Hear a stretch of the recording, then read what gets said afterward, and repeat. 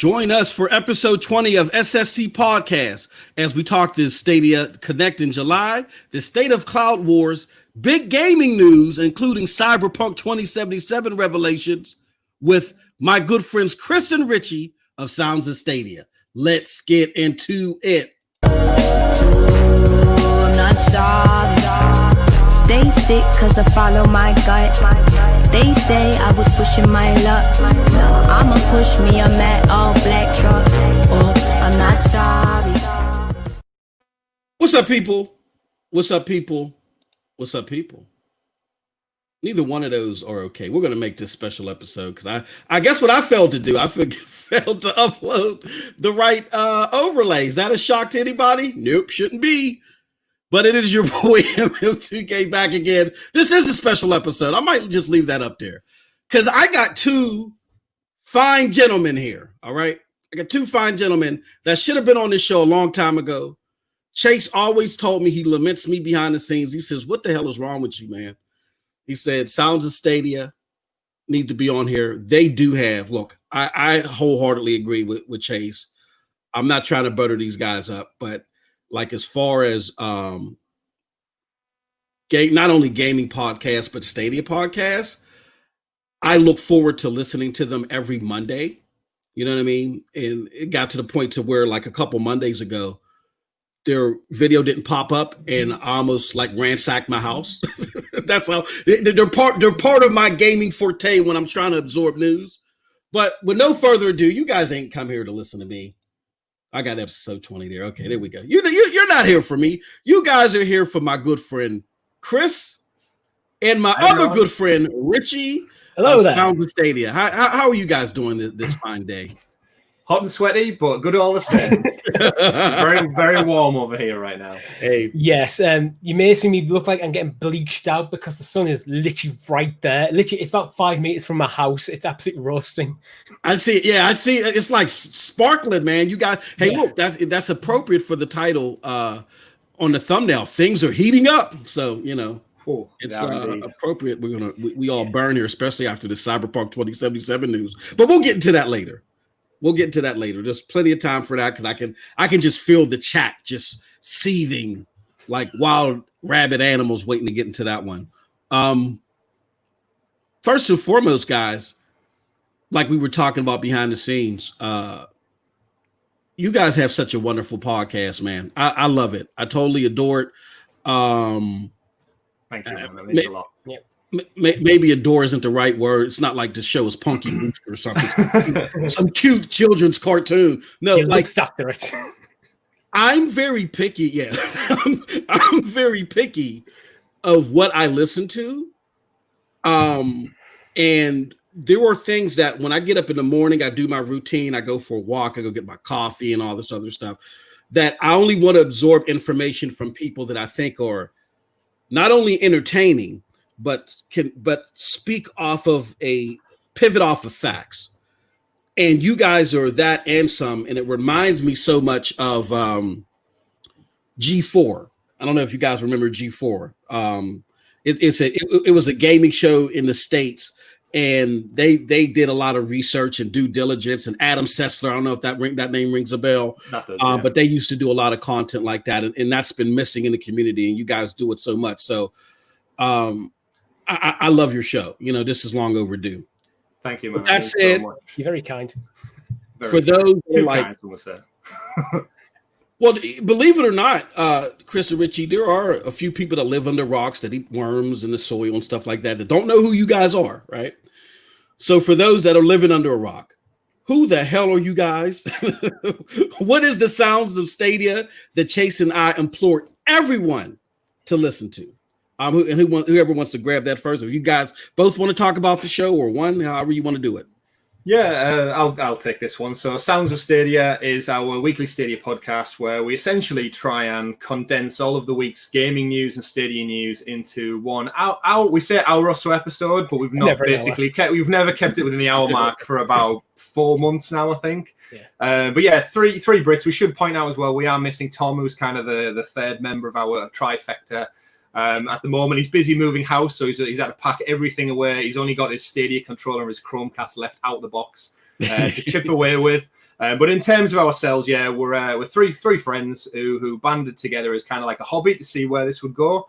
And we're up to episode 40 of the podcast. Like you said, comes out every Monday on all podcast platforms. We recently switched over to YouTube about 10 episodes or so back now, Richie, where you actually see our faces now, and we try and make a tight episode where if you're watching along, we get the game trailers in there. We try and show off gameplay. We try and throw in a few joke gifs along the way to make people laugh and smile. And essentially, we give our theories. We try and involve the communities best. We try and get guests on like yourself, but it's, as you well know, it's just that getting around to so many amazing people in the community. The timing and organization, plus the time zone difference. I think it's early afternoon for you right now. We're about heading to evening time, ready to crack open a beer. But myself, Richie, Tom, basically bring you a podcast episode once a week, guaranteed. We've not missed one since 30th September now, like clockwork. Every single week. So we're happy with that. One episode every single week since we started this. We also have things like Let's Play series going on. We do a lot. We started doing a lot more live streams, especially as Chris, you've just upgraded your PC hardware. I'm waiting for a new PC to come to kind of facilitate more of that sort of content.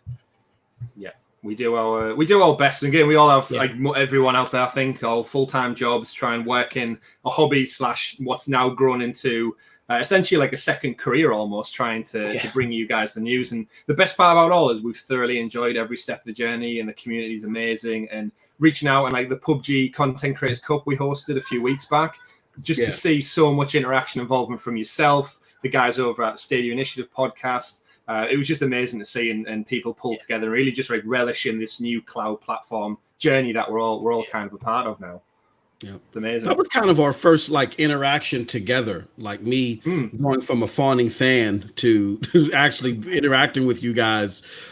You put together that event, and it was just phenomenal, and shout out to Stadia Source for like, kind of hosting it. But you guys put together something really fantastic, and it was me, you, Chris, and Meg, and someone else, right? And it was it was Yoshida, who was one of Clive's friends. Who again, we've never met before. Didn't really know if she was a content creator or not, and then there she was in our team with Meg, just shooting it up out on the battlefield. And it was crazy that was the first time we actually were able to interact, and it just shows you the ease and use of like cloud gaming. You just connect people from across the globe, and absolutely it's exciting stuff, man. It's exciting stuff.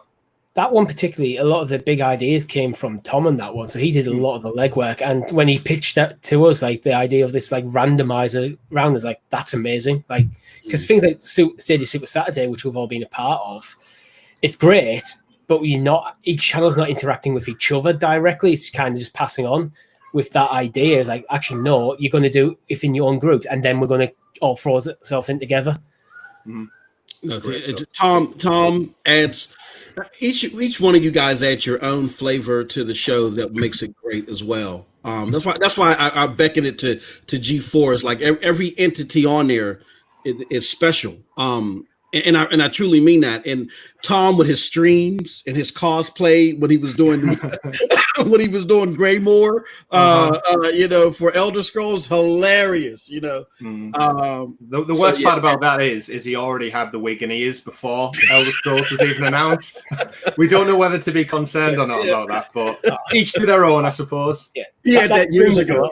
Exactly. That stream was generally a lot of fun. I was playing with him, and occasionally I'd look up and go, "Oh, yeah, Tom's wearing dressed up as an elf." Just his weekend attire. Yeah. So besides, like what we talked about with Tom with ESO, do you guys work on anything else separately at the moment, or is that all of the content that you create related to Sounds of Stadia? It's 100% the three of us, Sounds of Stadia. That is our channel. That's our baby. That's what we look after. And it's all of our passions go directly into that. Obviously, we have our own like hobbies with family and friends aside, but when it comes to Stadia, all of our energy goes into the Sounds of Stadia channel. There's certain projects within Sounds of Stadia that is more led by one person rather than another, but everyone kind of has their own input. Like the Lost Words Let's Play is up right now. It's gone into its final episode this weekend. That was actually the first one I'd actually driven myself. Pretty much everything apart from the thumbnails, which were done by Tom, because he's awesome at it, and I'm not. Tom definitely brings a big element of creativity. If you say like we're definitely between the three of us, we all bring some kind of like, I think One of us is the sugar, one of us is the spice, and then Richie's probably the everything nice that kind of goes in. To quote Powerpuff Girls, just to throw back that one. We mix it all up a little bit, but yeah, you're totally right, Richie.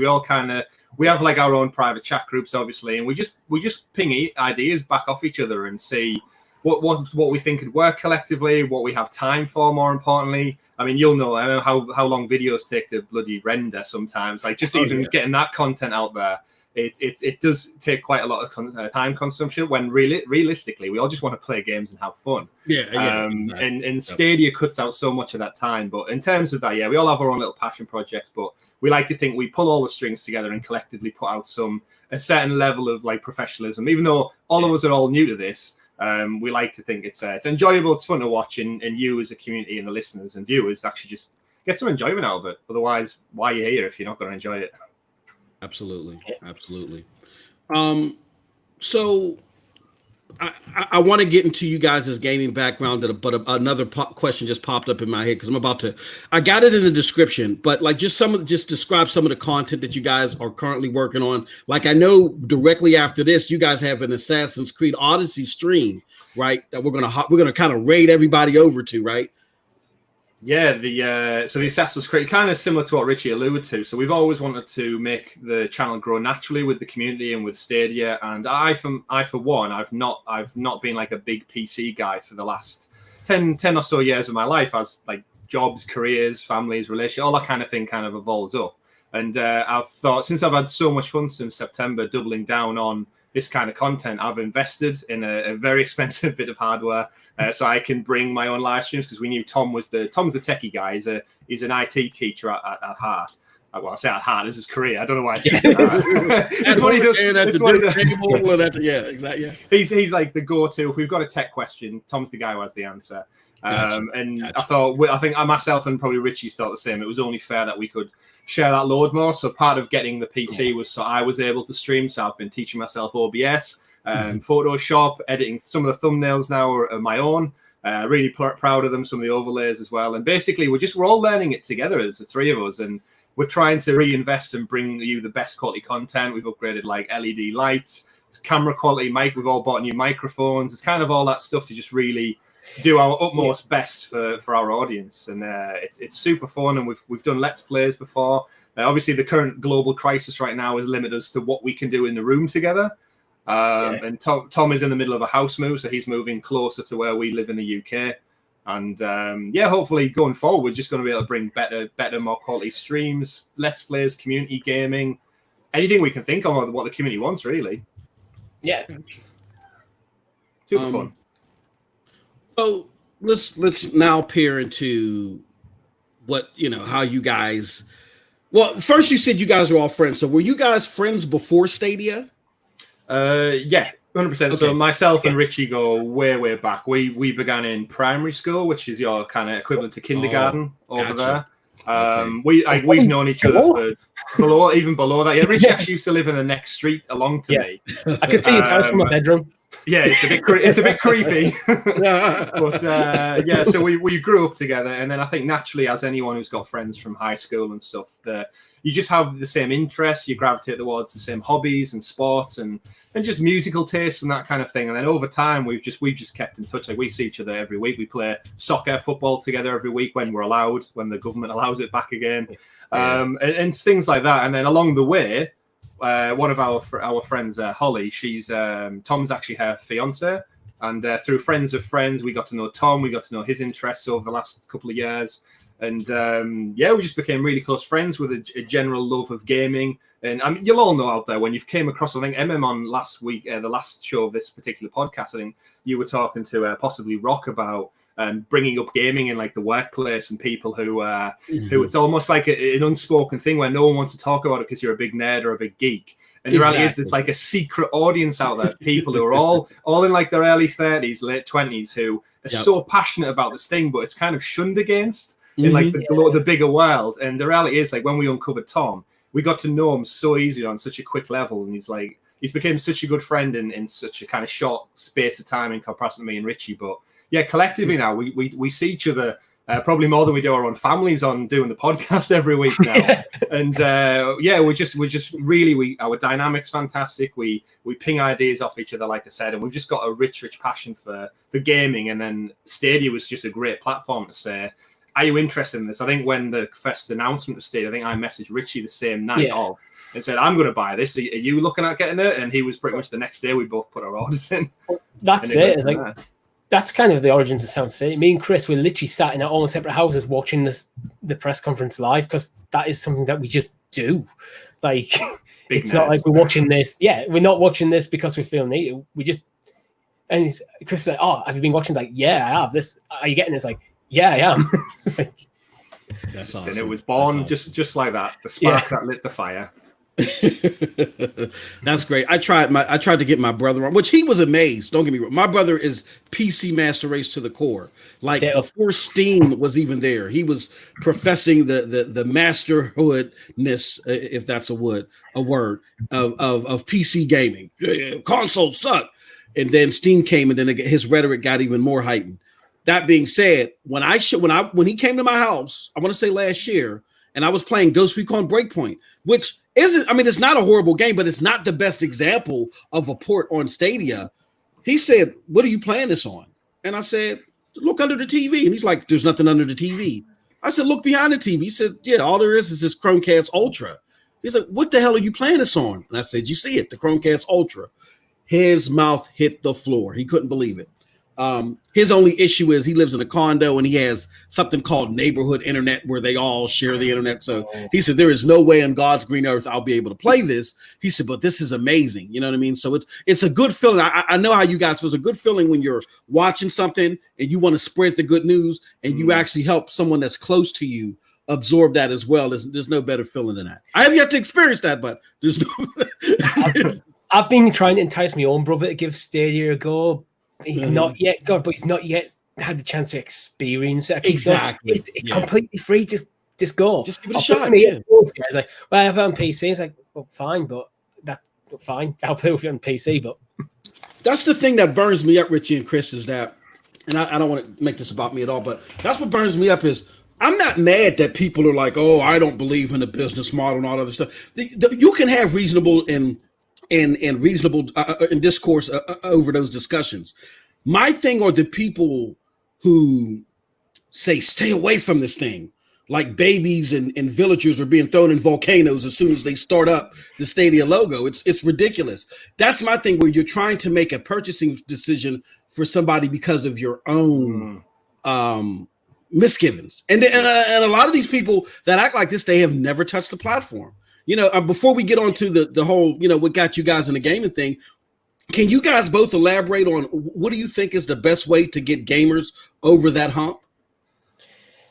I don't know, to be honest. I really don't, because the thing is, the platform is completely free to try. You can use hardware you already own, controllers you already own. So if you prefer DualShock or you prefer the Xbox controller, you can use that. Yet people still aren't giving it a go. Yeah. Google needs to find a way to get it into people's hands. Yeah, we've alluded in the podcast a few times about their physical presence. Even though it's a cloud-based platform, they really need a physical presence in like the Walmarts and the GameStops and stuff out there, just so people who are the general public, as you always say, the unsuspecting gamer, the people who are just out and about, living their lives, they class themselves as like, oh, I play games, but they're not as like drilled into the news as we all are. The type of people who are just going to walk past and something's going to catch their eye. Stadia, I think, really need just that physical presence of some kind of stall within a shop, within a storefront, that people can see a controller, see something they can tangibly hold and familiarize. Oh, it's a controller just like the PlayStation one. It's just like the Switch controller I've got at home. And really, really just get hands-on with it, play some games, see how fast it can load, jump between a few demo titles on like kind of like a demonstration bay. And then at the end of it, the price is surely what's going to lure them in. We've theorized before with next gen launching, and these consoles are going to drop at $500, $600, pounds, whatever it may be, plus the games, plus the peripherals that come with it. And you've got Stadia sat there, probably a cool $100+ max. And the game is just yours to play on any device you already own. If they can get that message across to the wider public, that's, I think, what is going to land this. And until now, we've not seen such a marketing push. So it's that mind share that we really need to get out there. I just had a crazy idea. It's almost a bit of a throwback to years gone by. Do you remember when you used to go into a gaming store and they'd have the console there in a cabinet with a gameplay and you could pick up the controller and play? Yep. That's what they need. Because when people go, it'd be there and there's no reason to not pick up the sticks and have a go. Mm-hmm. You just get hands-on. That's how everyone learns. We all test drive cars. We all go check out our phones, first of all, when we pick up a new mobile. All those kind of things, you as humans, we believe in stuff. We have more faith in stuff we can physically hold. And the problem with not having a console to maybe showcase is things like the controller and the live experience needs to work. I wouldn't buy a car without test driving it. And I probably wouldn't drop a couple $100 on a new piece of kit until I've seen it work. So they need to get that message out there that this stuff works. And the proof is there. Like, I think all the content creators, all the community people, everybody who's involved with Stadia from day one, we all believe the system works. We've seen it. We've been using it for half a year now. It works. Stadia and Google just need to get the message out there that it does. And until you start marketing in that way, the general public, the unsuspecting gamer, they're not going to know because they're going about their lives. Exactly. Yeah, I think there's a bit of a problem Google have in response to things like either negative or sometimes just downright incorrect press. Mm-hmm. Mm-hmm. We covered an article from the BBC, so quite a big organization, not gaming focused. Yeah. But that's probably part of the point here. Is like, and we went through the article, and most of what they said was either misleading or incorrect. Yeah. Mm-hmm. Yeah. Yeah, I do. I totally agree with you, Richie. I think, look, I think we have two parallels here. Parallel one is Jack Buser came out and said what we've all been saying since the beginning. Like, this is a data collection phase. And I get that. But as someone that came from the Xbox community, I saw how damaging 2013 still is. You see what I'm saying? Yeah. And you only get a first time to make you only get one time to make a first impression. So even though your intent may just be, hey, look, we're just trying to ease on in here. If the media is setting another narrative and you don't control your own narrative, then it's dead in the water. So what ultimately I think has to happen is that even if this is a data collection phase, Google has to get more aggressive. They got to get better control of their own narrative. And big ups to you guys, because you guys put the spotlight on that whole BBC article. I remember seeing it from you guys covering it. Google has to get ahead of stuff like that. Hey, community, you may have heard, and they can do it in like an undertone type of way. Hey, community, you may have heard in certain publications that XYZ happened. We just want to assure you this. Bullet point 1, bullet point 2, bullet point 3. You know what I'm saying? And in that way, we, the content creators or the jackasses like me, can go to BBC and say, ooh, in your face. You know what I'm saying? Like, yeah, that's how it works. You know, what are you guys talking about? By just being critical of the article, maybe then the BBC actually look beyond the surface level, like negativity, and actually get hands on and go, actually, this isn't what we're saying. Like, yeah, do some journalism. Yeah, some actual proper journalism. But the worst part I think we broke down in the article was just a lot of the references from Stadia. They said they'd reached out to people as they classed within the articles gaming experts. Now I don't know what you have to do to be a gaming expert. I'd love to have done that degree at university, but to actually become a gaming expert, and they had quotations on there about like the way you purchase games on Stadia, the way the platform works, and the problem is the quotes were being tagged next to this supposed expert, and there were false claims about like how it ran, how you couldn't buy a game, it didn't own the game technically. It's all the same arguments we as a community and content creators have kind of tried to push back against and control that narrative and explain that it's not just the Netflix of gaming for the last half a year now. And it's when, like Richie said, like big companies like that who are putting those articles out to the masses, who people read it. And unfortunately, if a few of the bullet points aren't true, it reflects negatively. And if Google aren't controlling that narrative, or maybe it's pushing back and saying, well, we'll send you one of our experts from Stadia to talk you through the benefits of it. Yeah. You're not controlling it. It seemed like they just went outside and saw somebody at a hot dog stand and said, hey, you, we're talking about $50, 50 quid. We're talking about Stadia. I don't think it's quite like that. What I think they probably do is they probably have a pool of gamers who they've worked with before or have reached out to in the past, and they'll probably pick people from that pool. My issue was with the two people they picked, or at least the two people they quoted, neither of them are using Stadia on a daily basis. So neither of them, they seem like they both had hands-on with it at some point. Yeah. But there's plenty of people who have they're not getting the experience of the people who use it on a regular basis to kind of go to balance the argument almost to go, well, you may have had a bad experience. I don't think any of them actually had a bad experience. They're just quite apathetic to it. Yeah. They were just limited on what they could say because they probably all trialed it back when the Founders Editions dropped, and all of them as content creators were probably sent free Founders Editions to trial out, and they all had maybe a week or so with it with a limited library, as we've all spoke about so often. And then they've gone back to their other platforms, which make them their money and their lifestyle, and no wonder they've maybe not went back into Stadia. But yeah, they've all gone back to Twitch and Mixer, which we'll probably get to at some point today. But yeah, the truth is, which we've been harping on about for weeks now, is just marketing. Marketing's key. That's why companies splash billions and billions of dollars and pounds in marketing, because it works. Otherwise, it wouldn't exist. Billboards wouldn't be a thing. TV adverts wouldn't be a thing if they didn't work. Yeah. You see something with these tech companies, guys, and I promise we'll move on. And you see something with these tech companies, and I'm familiar with it. You guys may be familiar with it too. They get so inadulterated in their data that they close out the outside world. They forget about me, you, and Tom, and everybody else that are out there on the streets, the boots on the ground, the people that can tell you, that can tap into the community and tell you what people are really thinking. And they just look at this data and they don't know how to parse it correctly. So when you get a whole bunch of data and you don't know how to parse it correctly, it becomes junk data. And they really think that they're tracking well when you talk to them, person to person, you're like, nah, I think that's Cyberpunk 2077, which we're going to get into in a little bit. That thing got just a few people a little tad bit upset. You might want to, look at things a little bit more. But yeah, but that's the hurdle they got to get over. Microsoft said the same thing. I remember when Aaron Greenberg came out there and said, well, we think what we're doing, our promotion is fine. We found out that nobody watches commercials anymore. Like, please, facepalm moment. I watch the first 5 seconds until I can click skip ad. Yeah, that's the definition. Exactly. Yes. So, all right, guys. Enough about what I think and my bibble babble. The people are here for you. They never come for me, guys. Never. They're just here because they know I'm a conduit to give them the people that they really want to listen to. So, with that said, get them people then. Yeah, let's get. No, you are here. As a matter of fact, I'm glad you said something, Richie. I did want to highlight something because this crazy guy is in my chat. His name is Stadia Talk. He said, "Sounds of Stadia, my favorite podcast." And same here. Yeah, definitely. I can't start my week off without it.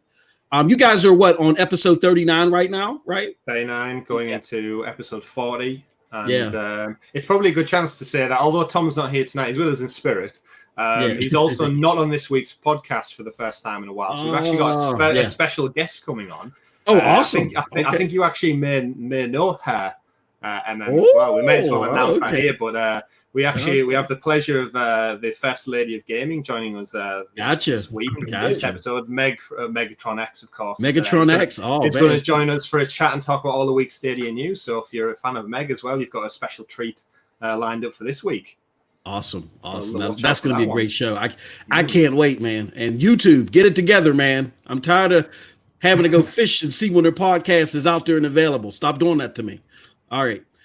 So let's first start with Chris, and then we'll hop directly to Richie, just to get the community up to speed to a little bit of your gaming background. How long have you been gaming, Chris?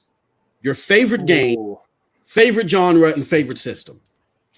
Let's start. So gaming, I'd like to say it's probably been the entirety of my grown life that I can think of. There isn't a point in my life where I have memories that a game platform of some kind isn't in my life. I started off back as a child. My parents got the family a Sega Mega Drive system, and I was blessed with the delights of Sonic the Hedgehog. And all those all those colorful pixels and that amazing 16-bit music, which today I'm still a massive fan of. And then that kind of was double-sided through the car journeys we used to do by a Game Boy, an OG Game Boy, a good old the big grey block one from 1989. I had one of those with its AA batteries lodged in the back for car journeys where you didn't have a backlit screen, so you had to wait for the street lights to pass by throughout the journey. So I had the Super Mario World game, and I used to play that every 5-second intervals, waiting for those street lights on long car journeys. And that kind of just evolved naturally. The Sega Mega Drive obviously was kind of the last big thing, the last big console Sega did, arguably. Dreamcast, and the Sega Saturn. I did have some fun with you, but they didn't quite elevate them to the levels I think Sega were hoping for. And, now, the Mega Drive, I'm sorry not to cut you off. Is that the equivalent of the Genesis here in the States? Yes, it will. Okay, all right, cool. Yeah. I'm sorry. Go ahead, Chris. I've got. Yeah. I'll show you which one I'm talking about. I'm talking about that one. Oh yeah, that's my favorite. That little my guy. Favorite of all. Yeah. That little guy. Give the cartridge a good blow and you're good to go. Yeah. In terms of progression after that, though, played the Sega Mega Drive, loved it to pieces. And then naturally, we got a PlayStation in 1994-5, pretty much like a lot of the rest of the world, disc-based media.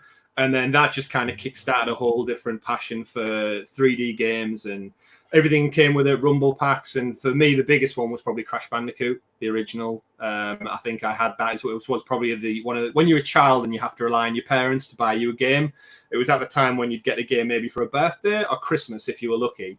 And you relied on those kind of yearly cycles to get the biggest game coming out. So for many a year, I think I only had Crash Bandicoot to play for a while. And I'm an expert at that game now. I've said to Richie a few times, if it ever drops on Stadia, I'm doing a one stream where I will finish the game in one stream because I'm that confident I can get through the whole first game quite quickly. Years of I've actually seen him do it, so... That is true. You have on the remastered one. But in terms of that, loads of games, loads of passion. Obviously, the similar tropes, Metal Gear Solid. I've kept most of them on the shelf behind me.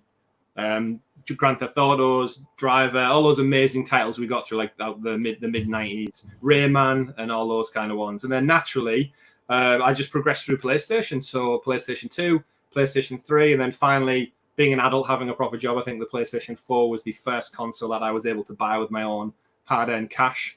And then kind of obviously on the Stadia, where, as we alluded to earlier on, you watch a video on TV or on your phone and you go, oh, that bit of technology looks good. I'm buying it because there's no restrictions on your pay. I don't have to wait until my birthday for my mother and father to dig deep and spoil me a little bit.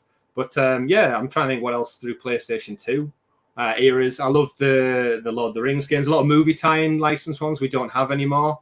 Shamefully, Spider-Man titles of years gone by. They were good when they were good. They weren't good very often. Yeah. Oh, well, there's some fantastic ones out there. The Lord of the Rings ones in particular, Return of the King and Two Towers are spot on. I think like most people, I had a family PC too, that family computer that used to sit in the living room and you had to get you isolated 1 hour or 2 hours shared between brothers and sisters and your dad's being on it doing some word processing. But games like Roller Coaster Tycoon, The Sims, which I think everybody spent trying to recreate their future adult lives in The Sims at one point. Amazing time. Age of Empires, like RTS style, Command and Conquer. I used to love all those. And that's kind of at that point when the family PC went into lockdown and you got your own laptop for college and stuff. That's when I kind of fell out of PC gaming, I'd say, because I didn't have the finances to fund something. So I missed out on that side of the world. But I'd like to say I've just dipped my toe in when I've been possible. I've had friends and cousins who fortunately have had like the Nintendo 64. So I've kind of, my uncle had a Sega Saturn, so I've played them all interstitially throughout my life, but my main route has been PlayStation. And to bring me on to probably my favorite game franchise, I'd probably say it has to be Uncharted. They are basically the Indiana Jones of adventure games. You can't go wrong with a pulp action movie that has gunplay, big set pieces, amazing character stories. And if you've not checked out Uncharted, the full 4 games and the Lost Legacy, they are the epitome of gaming, in my opinion. Amazing storytelling. They're just like, in my opinion, gaming is better than movies. I have a massive soft spot for movies. And I'm a big fan of those as well. But in their own regard, gaming in some ways is the best form of entertainment because you are living the story. You get to resonate with the characters. You get to play as them. You get to make the decisions. You get to basically do their actions. So you are that character. Whereas a movie, you sit down for 2 or so hours and you're told the story. Whereas gaming, you get to be part of that story. And the way we're going with like modern games and the way they can use audio now and haptic feedback features and the graphic fidelity. I mean, we saw the Unreal tech demo a few weeks back, and it's the way we're going is the possibilities are crazy, and I'm excited to see what the future holds. But I'm there with currently Stadia is my kind of third party device for Cyberpunk, which we'll talk about again later on. And I will 100% be getting a PlayStation 5 on launch because that's just how my trajectory of gaming has gone.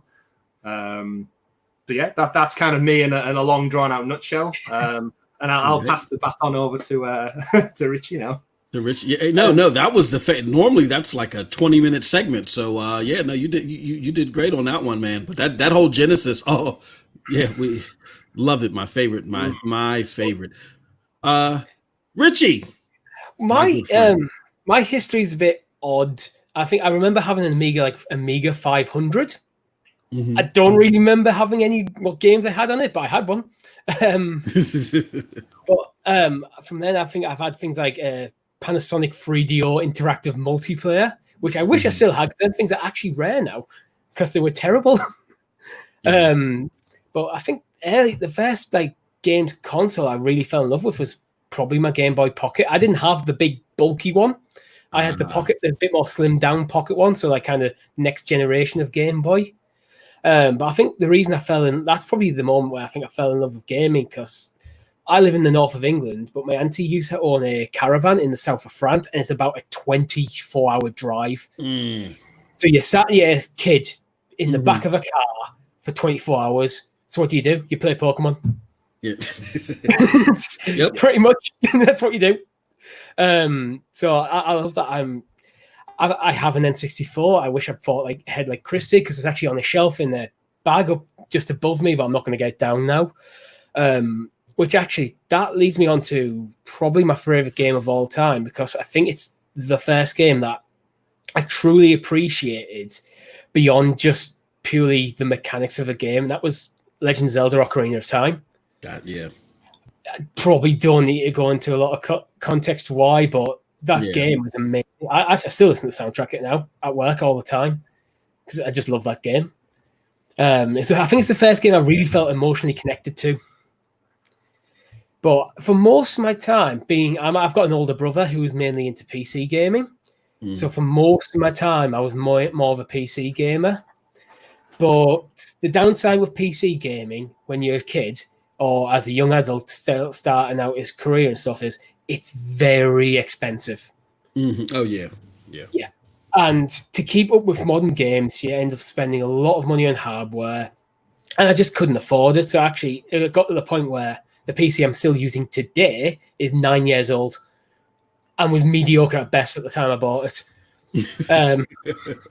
So I got to the point where it was no longer suitable for modern gaming, and I had to make a decision: do I upgrade or do I go back to console gaming? So I decided, well, with the money I had available to me, to go over to console gaming, and I bought my PlayStation 4 partially on Chris's recommendation, and well, actually, to be honest, it's become my favorite system, mainly because I think whatever system you're playing on, it's just a conduit to the games, as far as I'm concerned. And there's more amazing games on that system than any other platform I've played, including the N64. And it's running close, but I think the PS4 edges it in modern times. As for favorite genre, I don't have one. I bounce from genre to genre a lot, and that's one of the things I think is fantastic about gaming. You don't have to lock yourself into a specific genre, whether you play RPGs or first-person shooters or sports games. I play them all because I love them all, and I tend to gravitate to something similar to Chris, where there's a tight narrative through it. So things like Uncharted. I didn't play Uncharted on PS3 like Chris did. I played Uncharted 1, 2, 3, Last of Us, and 4 all on PlayStation 4 in the space of 2 months, and that was amazing. So jealous. Yeah. Just, we've all been there when we've recommended something, whether it's a movie or a music album or a video game, and you as your friend is playing through that experience and story, and you're getting text messages from them saying, I'm up to this part, I'm up to that part, and it's just that excitement of, yes, we get to share in that experience, but to play through those games in the space of 2 months, I am super jealous that you got that just tight, focused narrative. Never again. It's weird for my PC gaming things. It was a lot of time. I was mainly playing things like World of Warcraft. I used to play quite a lot of Call of Duty online. It's I look at them sort of games now, and they're not really my thing at all anymore. I'm not really huge on online stuff. Mm-hmm. I just kind of moved on from that sort of stuff. Yeah. I think a lot of the stuff is some communities around certain games can be very difficult to get into. I've tried my hand at MOBAs, but I bounce very quickly because the communities are horrible. If you're a new player, The community is not welcoming at all, and you just get abuse all the time. It's like, fuck that. Yeah. I'm not into that. Yeah, I'm not. I say that I'm anti-multiplayer. And it's very rare. There's only like a handful of multiplayers in my whole tenure of gaming that I would even entertain. But yeah, that's it. It's mainly because of the toxicity of the community. You know what I mean? Yeah. It can get. It gets to the point to where you're doing a little bit more arguing than you are enjoying, and that's not cool. With that said, talking in the realm of arguing instead of enjoying, no, let me not say that. But Stadia, let's talk about Stadia. Yeah. What led you guys to? Well, you kind of already answered that. Chris saw it. He got you on board, Richie. But since you guys have had Stadia, have experienced it, and since the rollout, let's talk about those things that make us quote unquote argue, as I alluded to earlier. What do you think they seriously got wrong since the rollout? Are we not including the rollout then? You know what? No, let's include the rollout. Let's go, because the reason why I want to do this is I'm not trying to pull the scab off an old wound, but what I wanted, I started a new series a couple days ago, only because I think it's important that we keep the pulse on the community and that people are self-aware, especially at Google, so they understand why things are the way that they are. And sometimes I think what we tend to do is we want to forget the rollout, but the people that we're trying to bring aboard didn't forget the rollout. So it's important to connect the dots to, you guys may be doing this better, but understand you still got a ways to go because of the rollout. So you can start with the rollout. Well, I think if the rollout, just before the rollout, they backtracked on a lot of things, like a couple of weeks before, of like features that we still don't have. Never a good look just before your console launches. But the thing that always annoyed me, because I think it's absolutely inexcusable, is the staggered delivery dates. You pre-order a game or console, whatever you pre-order, the expectation is you have it the day it releases. And they effectively broke that social contract right from day one. So you then had your effectively early adopters, your investors into this platform, sat there for a couple of weeks waiting, getting frustrated before they even got hands on it, which means then they're less likely to forgive things like if their internet setup's a bit sketchy and they're not getting the performance they would have hoped. How many people do you think rage quit? Well, it's crazy one. I think actually, so we said in our story, I pre-ordered it as soon as it went up. I think Richie, you did almost like moments after, if not at the same time. And then I think Tom was a little bit. We hadn't obviously theorized the Sounds of Stadia podcast at that point. It was only when we pulled together and we got Tom involved, and we said we kind of got Tom on board as well. He was interested by it, but now we had the two of us saying, "No, we're doing it as well. Like jump on this bus with us and go for a ride." Tom orders, and I think the way the deliveries came, I think I got mine first, which you'd like to think. But then did Tom's come before yours, Richie, or like imminently after, even though there was about a 2-month order date difference? You ordered the day of the conference. I think I ordered literally the next day after me and you spoke about it. I think Tom was a couple of months after, but I think mine was like a week after you, and Tom was like a week after that or something. Yeah, there was no structure, but again, pre-orders, like it's a pre-order. Like you had months. Like I think I ordered it in the summer, and you had it set effectively until winter to sort that out. And you're totally right, Rich. You're getting that email for some people saying, "Oh, don't worry, you can jump in now. Go on a Chrome browser with your old controller." That wasn't the first experience I think a lot of people wanted. And you're totally right. That social contract between a pre-order, anyone out there who works in business that deals in pre-orders, could you imagine if Apple did that with their iPhone? How all those poor people queuing out the front of the shop for their expensive bit of tech. And Apple just open the door and go, "Oh, sorry guys, we don't have any for launch day. We've only got like 3. You go home, we'll send you them in maybe 2 weeks." Exactly. Or what was that said during the AMA, Chris? We'll hand deliver some if we can. I got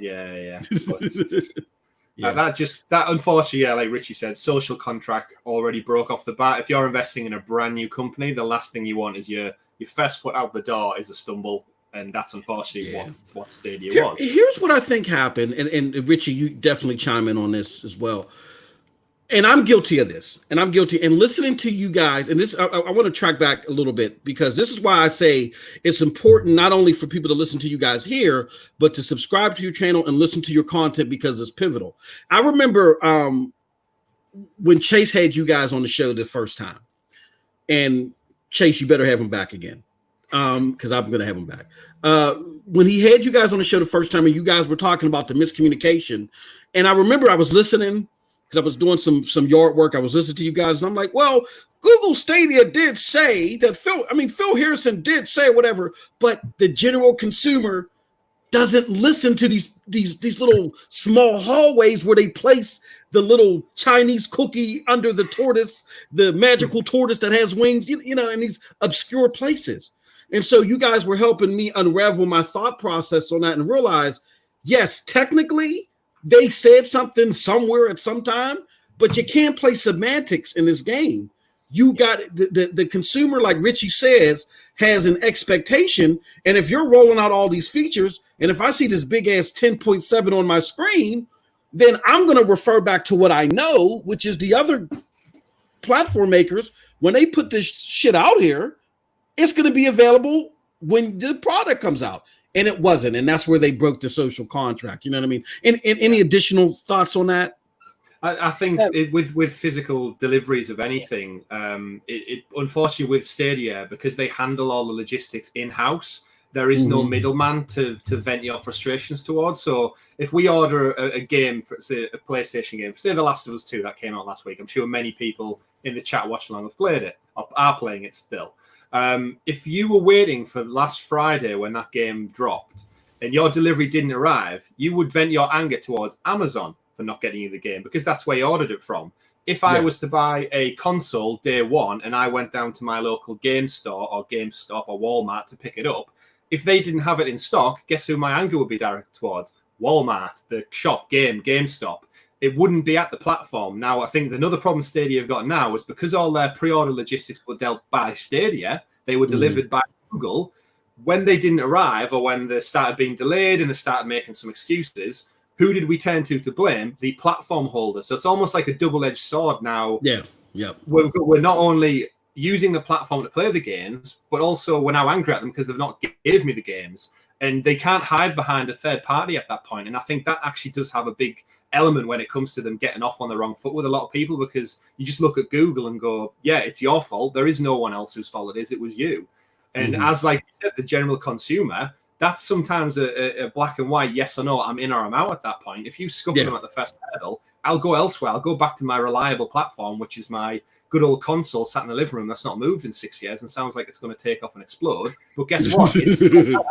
It's still there, and it will be there when I get my next one, because I'll just go to the shop and get it. And if the shop doesn't get it, that's their problem, not. And I know what to expect. You wanted to chime in, Richie. What were you going to say? Yeah, I was just saying, every time I approach a show, I always try and remember the simple fact that I actively seek out this information because I host a show talking about it. Most consumers don't. Yes. Even before Sounds of Stadia, I was watching gaming podcasts for fun. I was reading gaming news for fun. Yep. Most people don't do that. So if I'm struggling to find the information I'm looking for, chances are most people don't even know that information exists, full stop. Exactly. No, that's fair. That's fair. It's shame on you. And I was guilty of this. Shame on you. You didn't go to the local law library and pick up volume 3 of, To Kill a Mockingbird and find that on page 62, Phil Harrison said, I was guilty of that. And that's because I'm a gaming nerd. Everything that I like, my wife vomits when I start talking about gaming. I talk about it so damn much, and she's not a gamer, and so that's me. And I was projecting the things that I like to do, which are irregular, on the gaming masses. And again, I get where Google wants this to be the data collection phase, but as you two have illustrated so perfectly, you got to bring it down a little bit. You got to dumb down the message. And maybe dumb downing isn't the right word, but you got to bring it down to a layman level. You got to go where the people are at. Don't just put a magical fortune cookie under a rock in the never-ending storyland. You got to have it visibly like your competitors, or you'll never be on their level. Period. 100%. And it's that thing where the world we live in now with social media, anything can be twisted and changed, and the lack of narrative, the lack of information. I mean, how many times before the PS5 and Xbox and reveal announcements happened where people were dropping prototypes or concepts online and people going, this is what the new console looks like, and they were running with it, and it's shared thousands upon thousands of times, and then when the real one is announced, people go, oh, I don't like it, because I've been familiar with the fake concept mock-ups by some genius child who's a whiz at Photoshop in the basement somewhere. Hideous. And it's kind of like, and you make up preconceptions before it's out because you don't control the narrative. And Stadia benefits from not having that physical platform, that console for people to either like or dislike. But in terms of controlling the narrative, you're totally right. I guarantee you the vast majority of the Stadia audience don't even know who Phil Harrison is. They don't follow him on Twitter. They don't see these updates from the community blog, because guess what? They probably are just a casual gamer who just want to play games, and they want the easiest method for that. But if they aren't told how and where to go and get it, what are they supposed to do? They just follow their friend's recommendation. And if your friend doesn't know about Stadia either, like I've said to Richie and Tom a couple of times on the show, I would love, if we were allowed, to go out on the high street. To be fair, I'd love to do that full stop right now, let alone to do it for this purpose. But to go out on the high street and just genuinely ask people, have you heard of Stadia? What do you think it is? And I would bet a fair amount of money, 9 out of 10 people would go, I've never heard of it, I don't know. And that is poor from a marketing standpoint. And I generally, no disrespect to them, I just don't think they would. I think our friends, Richie, wouldn't know about it if we didn't go on about it all the time. And even then, they're apathetic to it. Yeah, exactly. And that is a problem 6 months into the existence of your product. Absolutely. Big moves need to be made, unfortunately. Totally. And look, there's so much I want to say about that. I get it. But to their credit, they have done some things right. I don't want to say somewhat. Let's be fair enough to Kate. They have learned from some things, and they've done some things right. On the flip side of that, what are you guys pleased with the platform? Whether it's something out of the gate that they've done right or something that they've improved on at this moment. It works. First and foremost, it works as good as, if not better than expected. I have no issues with latency. If you've got a decent internet connection, which you need to make sure your setup isn't absolutely terrible, because if you have a crap network adapter in an old laptop, doesn't matter if you got 1 gigabit internet to come into your house if your laptop can only process 10 megabits per second. But ultimately, yeah, if you've got 50 megabits per second or above, it just works solidly. That is by far the biggest thing it's got going for it. And the price their entry, the barrier entry right now is effectively zero. Yeah. You do not have to pay a single penny to get Stadia at all. Just you can get a month's free of Stadia Pro, so all the games that's currently on Stadia Pro. You can play with peripherals you already got lying around on an old laptop, as long as I mentioned, the network adapter is suitable. And you can $10 off voucher. Yeah. Off your first purchase. That makes it, for like top-end gaming of the current generation, by far the lowest barrier entry of any other gaming console. Like, it's not even close. Absolutely. Yeah. 100%. For me, like, I'd echo what Richie says, like the fact it works. Like, obviously, I'm sure people out there who've got like a unfortunately low download speed, upload speed kind of thing, they are always going to have problems with this, and that's until your local infrastructure gets better. If you are in that community dial-up internet you alluded to earlier on, unfortunately, that's until the times change local to you. I'm sure your internet full stop is crap. Your Netflix probably freezes from time to time as well. But for those who are fortunate enough to have the internet, it works. Like 7 months in, I cannot think of a time I've had a major problem. Like, don't get me wrong, it's sometimes skipped a frame or two, and your input or the controller decides it wants to do a loop on Assassin's Creed and make you walk in a circle 3 times. But that's no different than me playing on console and getting a glitch and skipping through the world a little bit, or it freezes, or how many times those who've got PlayStations, if you just got a random blue screen error and you booted out of the game. You got to do a hard reboot. It's the nature of coding and the Matrix and everything that happens behind the scenes. As you mentioned, Chris, your PlayStation sound like it's about to take off and cooking you to death. This is a million degrees. Yeah, it's little things like that. Genuinely, right now, I've got a fan base I use for my laptop. It's currently sat under my PlayStation 4 because I'm playing for The Last of Us. I've got some extra cooling going. Yeah, you need it. And for me, probably the next big point is the simplicity with the games. Like, I'm currently playing through Assassin's Creed Odyssey. I played through it first time on PS4, and doing it again, the load times that you cannot argue. Like they can boot up a AAA game in no time whatsoever. Yeah. And I know going forward into next generation, that's what they're pushing, like lack of load times. Guess what? We've had it already for 7 months now. We know it's the future, and they know it's the future, and that's why they're doubling down on SSD hard drives and such. It's hard to come back. The other day, without keep alluring to PlayStation, The Last of Us, put the disc in, because I'm a physical media guy for the PlayStation stuff. My message from the PlayStation for the copy from the disc over to the console was 3 hours, 14 minutes or something. I took a photo, sent it to Richie, and I was so ready to play that game. I had the day off work, and I was like, right, here it is. Thank you, Mr. Amazon man. Get the disc in. Boom, here we go. 3 hours. Right, let's go do the garden, wash the pots, go have a nap, take a shower or something, and I'll come back to that. Whereas if that was on Stadia, boosh, would have been straight in within 2-3 minutes tops. I was kind of happy because I was at work, so yeah, you gotta get it. Yeah, that's the thing with the consoles. Sometimes you gotta install the games, go to work, come home, and they're like, oh, okay, still got 10 minutes left. That's cool. I still have like painful memories of trying to download music back in college days and leaving my laptop switched on overnight, tucked under the bed, just to download like one song. Yeah, and then you would come back after a full day at college, quickly like check your laptop again, and it's either it's gone off, it's shut itself down for some reason. Yeah. You found it was a bad source, so the file just didn't download. Or the worst thing is the download had completed. You open the file up, and it's some like. It's not even the album you wanted. It's a different song. It's some dodgy porn video that you weren't expecting or something otherwise. And you just have to start all again. All over from the beginning. For a 3-minute song, whereas now we just click play, Spotify, bang, you listen to it.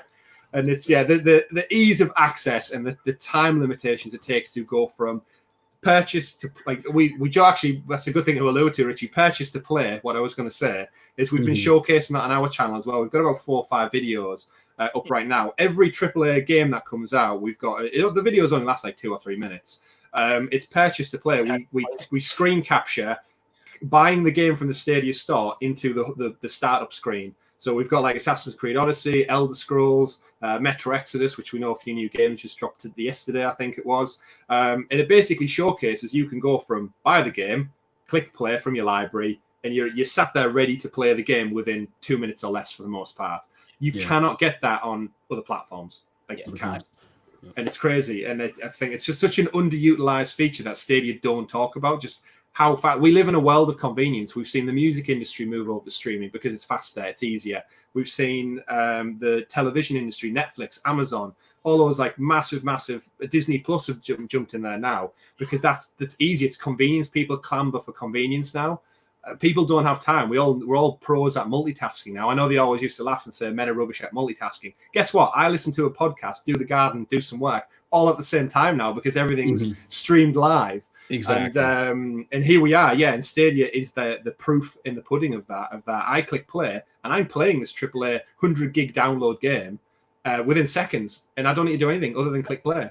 Just like Netflix. It's a lack of patches as well. Sometimes there's nothing more frustrating. Like I've got an hour to play a game, open up PlayStation. Oh, downloading patch is going to take half an hour. With Stadia, like literally, we were playing Wave Break. Yes, was it yesterday, Chris? Oh no, Tuesday. Was it yesterday? Tuesday? Yeah, it was. Yeah, I don't know now. One of the days. One of the days. It's on our channel. We were lucky enough to actually get access to that game early. So I was actually playing the game before it came out, like half an hour before it came out, and when the game came out, I just kept going. There was no day one patch there. If they patched the game, I didn't notice. It's one of those things where we laugh every time Call of Duty Warzone drops another like patch, and it's like, and as you see the news articles go crazy with it.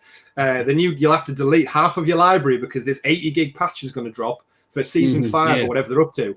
And I honestly have a little internal laugh at that now because I'm so comfortable with Stadia. Just like you said, when I'm playing Assassin's Creed Odyssey for a stream with Richie, like we're doing after this, I don't have to panic check that 2 hours before I go live and make sure I've got the latest patch. Exactly. I simply boot up Stadia, click play, and we're into the stream straight away. And it's the convenience it's one of those talking points which I don't think they drive home enough, to be honest. I don't think they drive home any of the real big things. The things that are unique to Stadia, they're not really selling it on its unique points right now. Yeah. I like the mini screen thing, but I'm with you guys. Like right now, if this is the data collection phase, and you know that your base is full of tech enthusiasts and maybe, business entrepreneurs that may want to be on the front end of this, why not then also target streamers? You got a lot of games on the platform now that are ripe for streamers. Division 2, PUBG, Destiny, right? So why not target them and say, hey, are you tired of checking your codecs and your bobex before you go live? Boot up Google stuff, you know what I mean? Like, I think they should be making at the very least a bigger push for content creators and streaming. I think that would get, help them out a lot. Get extra life out of your old PC, first PC, exactly. PC gaming without having to spend another $600 on a new graphics card. Yeah. A friend of mine and a good supporter of this channel is Fatal Charade. I don't know if he's here, but if you are, give us a hoot, Fatal. He was there. Man, I was almost in tears when Ghost Recon Breakpoint came out for PC. I could not get that damn thing to go over 40 frames per second. And I have a 2070. And I'm like, yeah, this isn't fair. This isn't right. And then, right a little bit after that, it came out for Stadia. And boom, goes the dynamite. You know what I mean? Like, because it may have not been 4K at release, or it may not be 4K 60 right now. But if I'm streaming, I'm not. 4K isn't my biggest. It isn't black gold for me. I care about the frames. So I just that part of it just boggles me in the messaging that they're not toting the performance, the frames, the ease of use, the readiness. What would you say? Push and play, Richie. Yeah, it's insane to me. With that being said, overall, good and the bad, what do you think about this community now? What are you guys' thoughts on the community per your own individual experiences? The terrible people. And there you have it, folks. And we're now going to go delete the channel. No, obviously, we've mentioned it a few times, and they're phenomenal. You guys out there, the people in the chat, everybody else who spoke to, everybody who's in the Content Creators Cup, everybody who takes part in the Stadia. So every so many S's, isn't there, Richie? The Super Saturday. I try and do a shout out to them all. If you go back, I think 2 episodes ago, we did a Stadia community shout out to everyone who we tried to get around to and show appreciation for. But I'm sure everybody in your own private community as well. There's such great people. Like, we are 7 months into essentially a new family now, and the amount of people who myself, Richie, and Tom talk to frequently as though like we know you guys, like we've known you for years. We've all got those same passions, those same projects going on, but collectively, whether it's through Discord or through tweets, I know ourselves and Brian over at Club Stadia have got like a massive just like GIF war going back and forward with like posts. He loves a good GIF over there, and like I said, just chiming in, watching other people's takes on Stadia and their own theories and their passions. It's just great to see. And I think even though we all are pretty much, I think 30-something tech enthusiasts seems to be the general demographic for Stadia, you can see we all have a mutual respect for each other.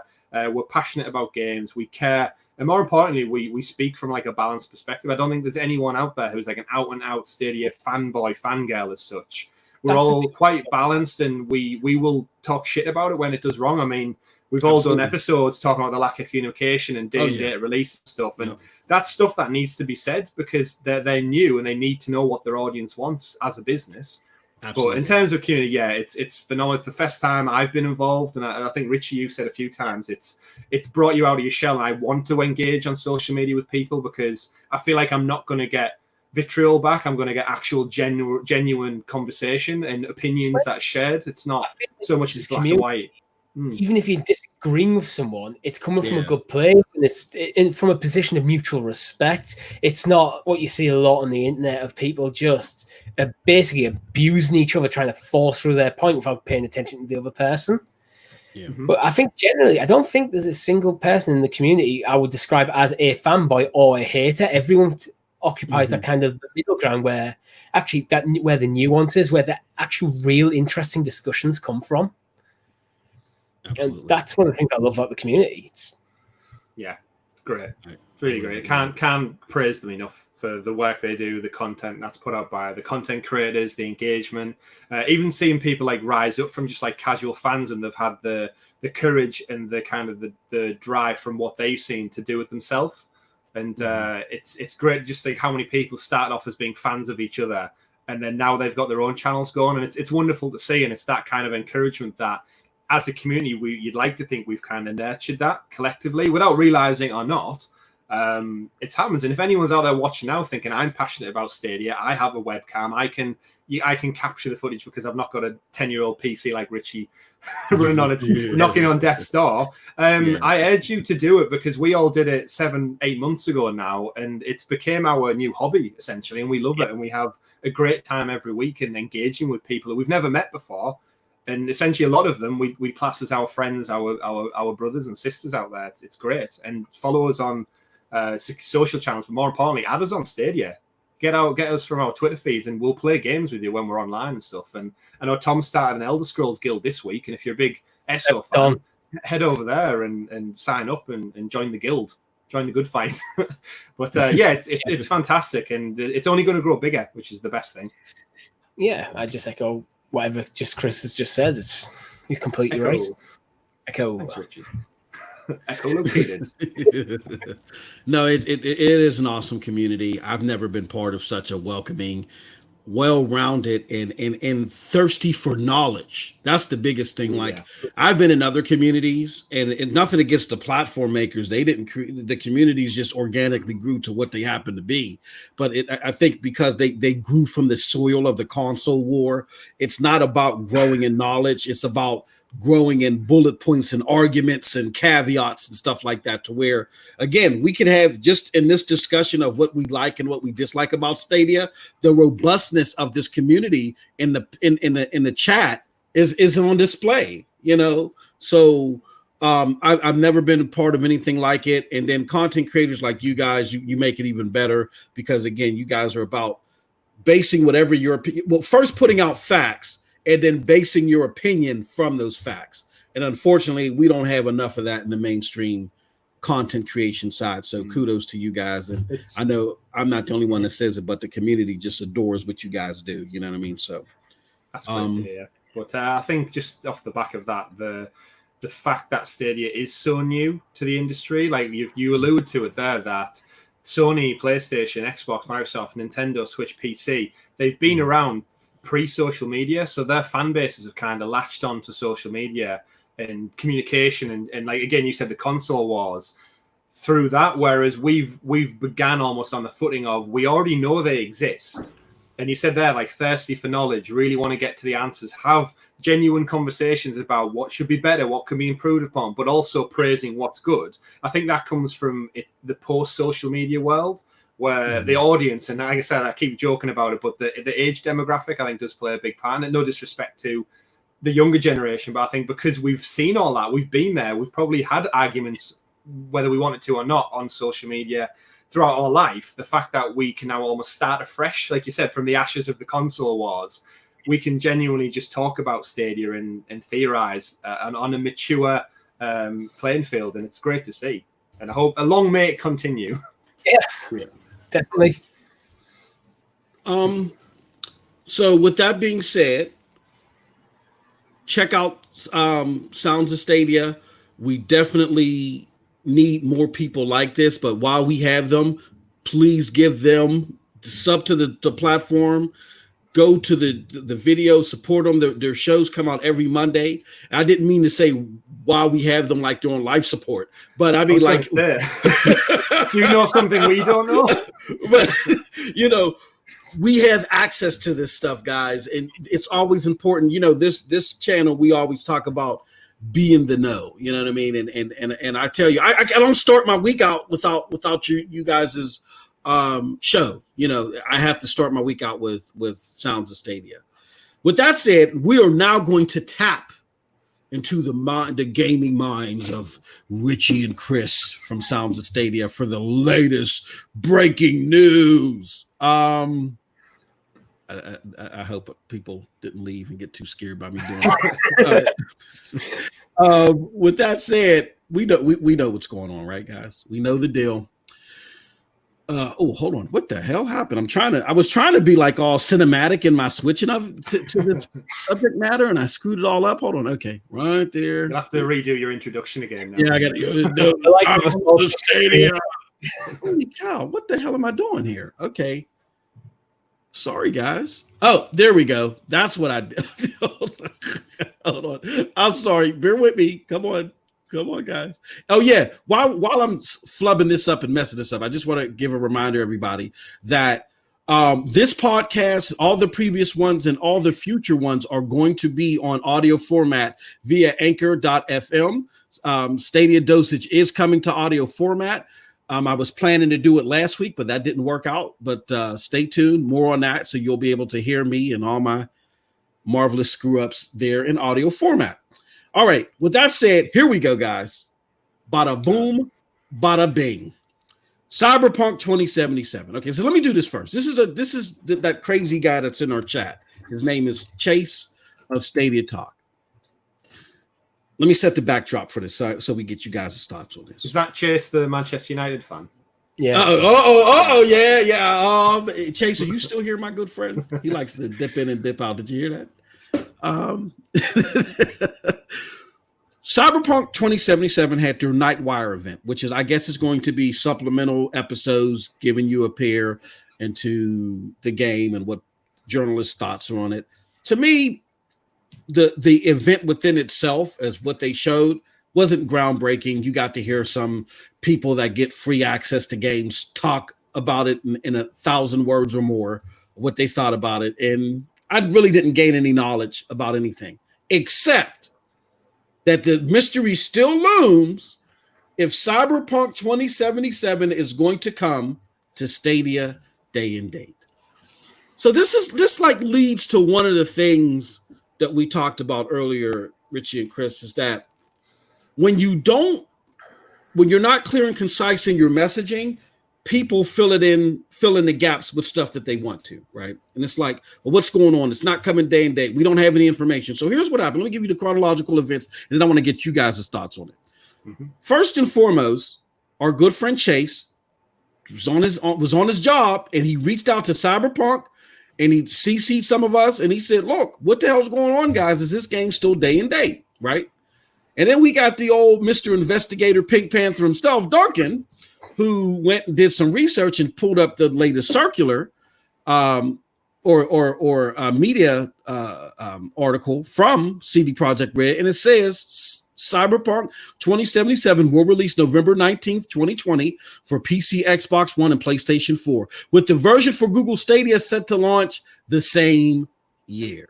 Now, I may have not passed third grade math, but when you try to count on your fingers, guys, there's not a whole bunch of days between November 19th and December 31st, right? But people are using this, and I don't want to say use it, but people are pointing to this, and I understand why. They're pointing to this November 19th, but it's set to launch in the same year, as to say it's not coming day and date. And I saw that Chase had another tweet, I can't find it right now, where he went to the communicator. Chase ain't playing. Big ups to my brother Chase. He's not playing. He went out to the communication director of Cyberpunk and said, hey, I found out who you are. What the hell is going on here? But I want to get you guys' thoughts on this. Why do you think that even after pushing it back to November 19th, what do you think is going on here? Do you think we have enough information to surmise that it is coming day and date, or it's not? Do you think we have? Who wants to tackle that first? I think it's definitely not. Do you want to go then? I was just going to say for me, I was in that camp of when it was first delayed. I, for whatever reason, but unbeknownst to me, presumed that would then bring a day and date with Stadia. I know they never said it officially, but again, being just like that casual game of mind, I just presumed, if they've got it in the oven for another 6 months, that gives them enough time to bring everything back in line together. It gives them the time they need. And then we found out like several weeks ago that wasn't the case, and it was coming by the end of the year. And yeah, I'm totally with you, MM, where the dates truly as a business don't line up. Why bring it out within that small window between 19th of November and the holidays, Christmas? You've got about a 4 to 5 week wiggle room to play with. And if you want this game being bought, I suppose it's a bit different because it's not going to be bought as a gift, essentially. You're not going to wrap up a Stadia thing to hand over to someone because it's just a digital game. But in terms of like that market share, the advertising machine is going to ramp up for Cyberpunk heading into that launch window. If Stadia isn't in the conversation for that, your free marketing from CD Projekt Red side from the publishers, you're losing out on it. And for the sake of 4 to 5 weeks till the end of the year, surely, right? Like Google must be doing everything in their power to get this pushed through the door. And I hope it is all just a poker bluff, and we're expecting something to come at the Connect next month. I really, really do hope, because I've said a few times, my worry is it says at the end of the year. Now, I don't want them to follow this up with saying, oh, the delay also knocks Stadia back. We'll be bringing it to Stadia 2021, because I think if they tip the needle into next year, although next year is infinitely going to be better than this year already due to everything else that's going on, that gives them another 365 days of wiggle room. And I can just see it. If it goes back into 2021, that's when it becomes early 2021, spring 2021, fall 20, and then before you know, we're getting the 19th of November 2021, and it's coming out a year later. And those poor guys on Stadia are just, whether it's still waiting or we've played it on other platforms. I said on the podcast a couple of weeks back, if it's not their day and date, I'll be honest, hold my hand up, I'm excited as shit for Cyberpunk. I'll be getting it on my PS4. Yeah. Like I want to play that game. I want to be part of that conversation. And if I can play it on the box I already own and it's the same price, then why would I wait? I can just get it. But I'd love to play on Stadia. That was my intention. But due to this, it's wavering my mind. And I'm one of the hardcore Stadia fans. So what is your casual gamer going to think? So for me, I think we have enough statements from CD Projekt Red where it's good. This is what's happening with Xbox and PlayStation 4, etc. And then Stadia's mentioned after. There's enough comments there for me to be convinced it's not day and date. Because if it was, or the expected it was, it'd be in with the rest of the platforms. My thing is, though, I don't think they know when it's going to come on Stadia, which is why they're being cagey. I think I've suspected for a while that what they're going to do is finish the game, then port it to Stadia.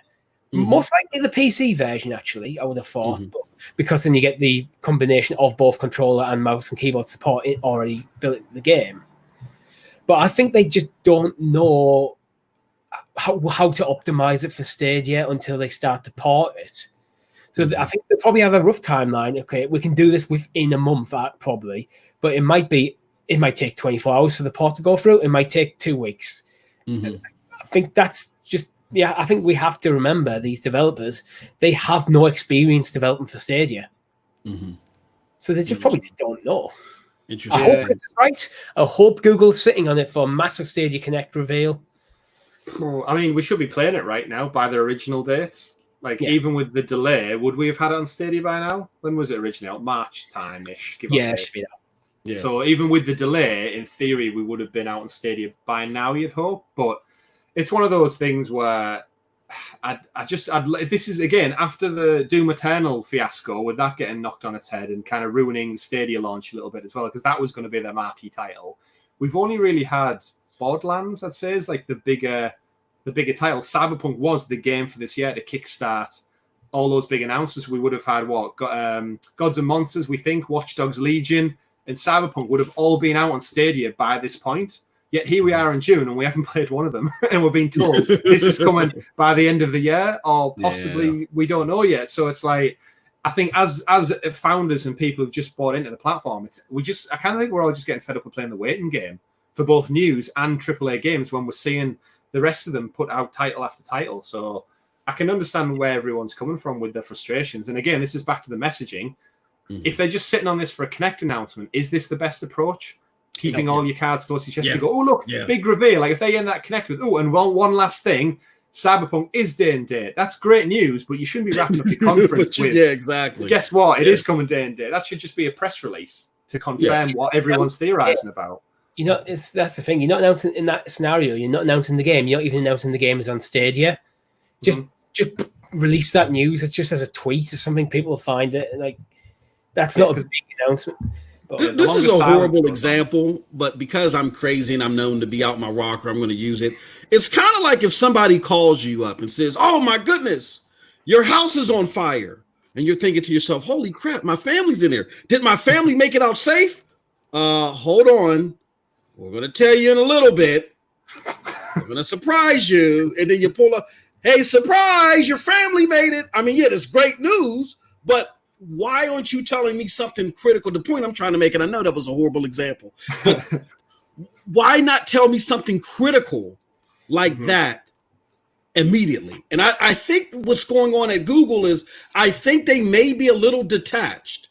And I could be wrong, but I think they're a little detached on how critical this is to the platform to have a game like this coming day and date. It could be a big boost for the system. Or if it's not coming day and date, then you say, okay, there'll be other opportunities in the future. But you don't play with this information. You don't wait till I pull up to the house and say, surprise, your family's safe. No, you let us know now. What do you guys think about that? I'd like to know if my family was safe before the end of the year. That's top priority. Or they're burnt to a crisp by that point. Oh God, yeah. You won't know your family. I think there's a lot of issues with them not being day and date because in people's perception of it, it then appears to be a second tier console. Yeah, that's a problem. But the thing for me is I don't actually mind waiting to play the game on my preferred platform if I know when it's coming. Yeah. Yep. Yeah, we've said a few times the kind of shadow drop announcements are getting old now. Like, guess what? The Metro games are coming to Stadia, but we want it. Oh, now it's now. It's now. They've dropped now. It's everyone's got budgets in other stuff to spend their money on. You can't just shadow drop things that they need that roadmap, that hype to build up. Like the great thing with the lead up to all these amazing games we've probably played for the last few years is we've knew about them well ahead of time. We've either locked the dates on the calendar, we've got our pre-orders in, we've started seeing little trickles of teasers like this nighttime Cyberpunk thing. This should be getting me excited to play the game on Stadia. But because I don't know if I'm playing it this year or next bloody year, or if my family's on fire, I don't know. I'm just kind of like, I don't have that excitement to build because I don't know where it should end. And that's the importance of a date. And a fire extinguisher and the other guy, I don't know what to do. I want to highlight this comment and Zajic, great technical mind. He's a big supporter of the platform. I kind of differ on this though, but he brings up a great point. He says it's not critical to the system, talking about Cyberpunk 2077, and it's not Google's responsibility to announce. I'll share my thoughts and get you guys' thoughts on the tail end of this. The reason why I said it's critical is because, and I think Richie was alluding to this earlier, if you go out on the stage and you put out there that, hey, we got 10.7 teraflops, you're telling consumers we are better than what you currently have in your hands. So that's automatically a comparative statement. So then people are looking for you to be better. That's the stigma that you haven't kind of lived up to, whether we know better that you are quote unquote better, say that fast 5 times. But we know that there are things that you have improved on over consoles and over hardware, but the general consensus is you're not better. So you have opportunity after opportunity to show that you're better because that's how you came out of the gate. The whole Doom 4K thing, even though Doom is fantastic there, that was an opportunity to show where you were better and things didn't pan out. Fine, we're moving on. But now in the back of everyone's mind is, look, before this whole Stadia thing happened, I was going to buy a 2080 Ti. That's what, $1,000. I don't have to buy that. For $130 and $10 a month, I could possibly have the better version than Xbox and PlayStation in my hands, and this could make people flock to the platform and officially know that this thing is better. And now you're losing that, and you're trying to waffle on that. So that's why I kind of disagree with what Zajic is saying.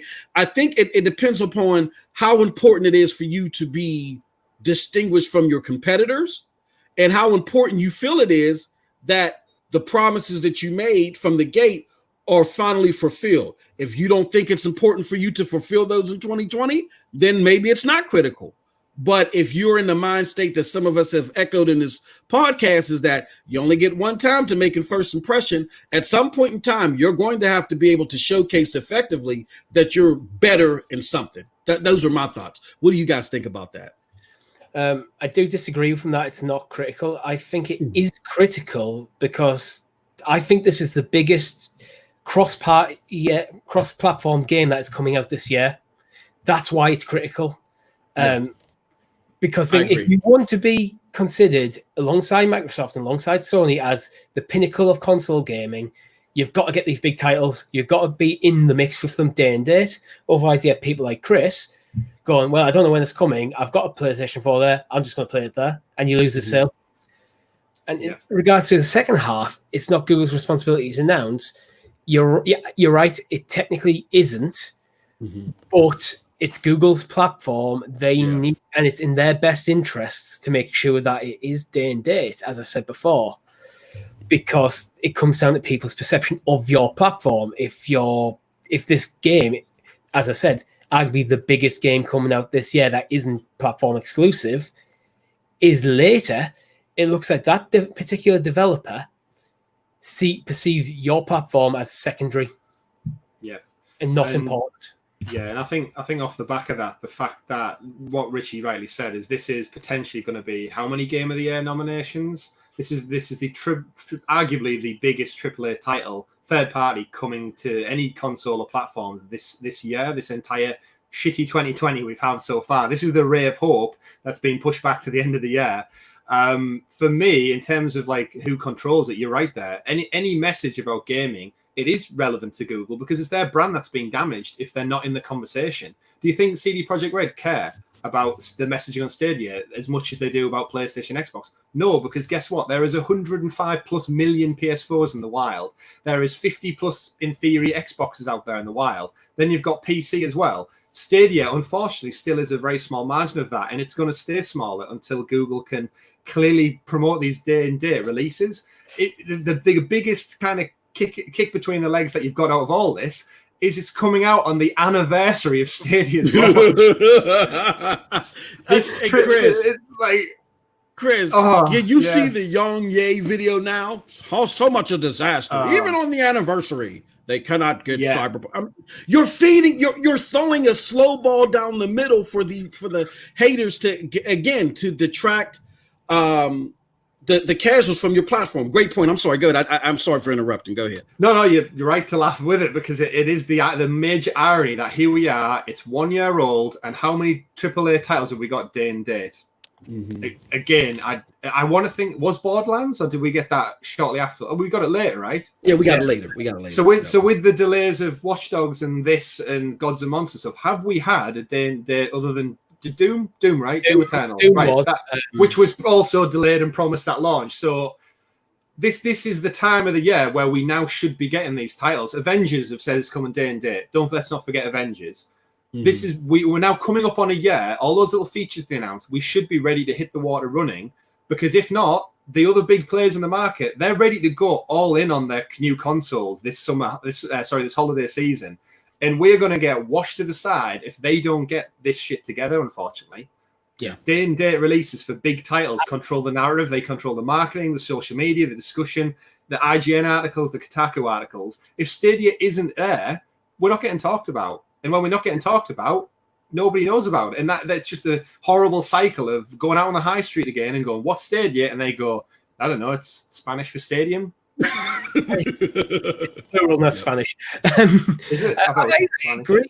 The thing is, I know there's a lot of people saying that Google playing the long term with Stadia and stuff.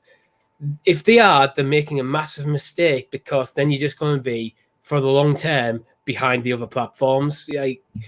Because you'll have people, as I already said, a lot of people I've talked to are just apathetic to it already. Mm-hmm. And if they're perceiving going, well, why would I bother? You're getting all the games later. Yeah. I'd say the only other exception to the rule is Nintendo, because they do their own thing. And it may come to Stadia, it may come to Switch, many, many moons later. But I think, Richie, you mentioned it on last week's show, Nintendo has 30 years of a back catalogue of gaming legacy and history and amazing titles to fall back on. Stadia doesn't. And Stadia is just, differently in the market anyway. Yeah, completely. But in terms of those platforms, like they all have their own exclusives to fall back on. And I personally think we're still 2 or 3 years away from a Stadia exclusive, which means we've got 2 or 3 years, a whole next generation of platforms to compete with, and we can't get games day and date. Yeah. That's a problem. Like indie games are great, but it's the big hitters that draw the news and draw the punters. And it needs to be fixed, unfortunately. If you want by the end of the year, considered alongside the Sony's and Microsoft's, you've got to be getting the big third party titles day and date. That's the minimum requirement, really, to be in that conversation. Here's my tinfoil hat. Here goes my Alex Jones theory, my tinfoil hat theory. All right, so you guys ready for it? Hold on to your seats. Okay. I think that this game was never intended to come day and date because it's the part 2 of a 2-part game manifesto that are pivotal to certain generations of the platform. Now, I know that's a bunch of word salad, but let me explain it. There are 2 games in my mind that are pivotal to the data collection of Stadia.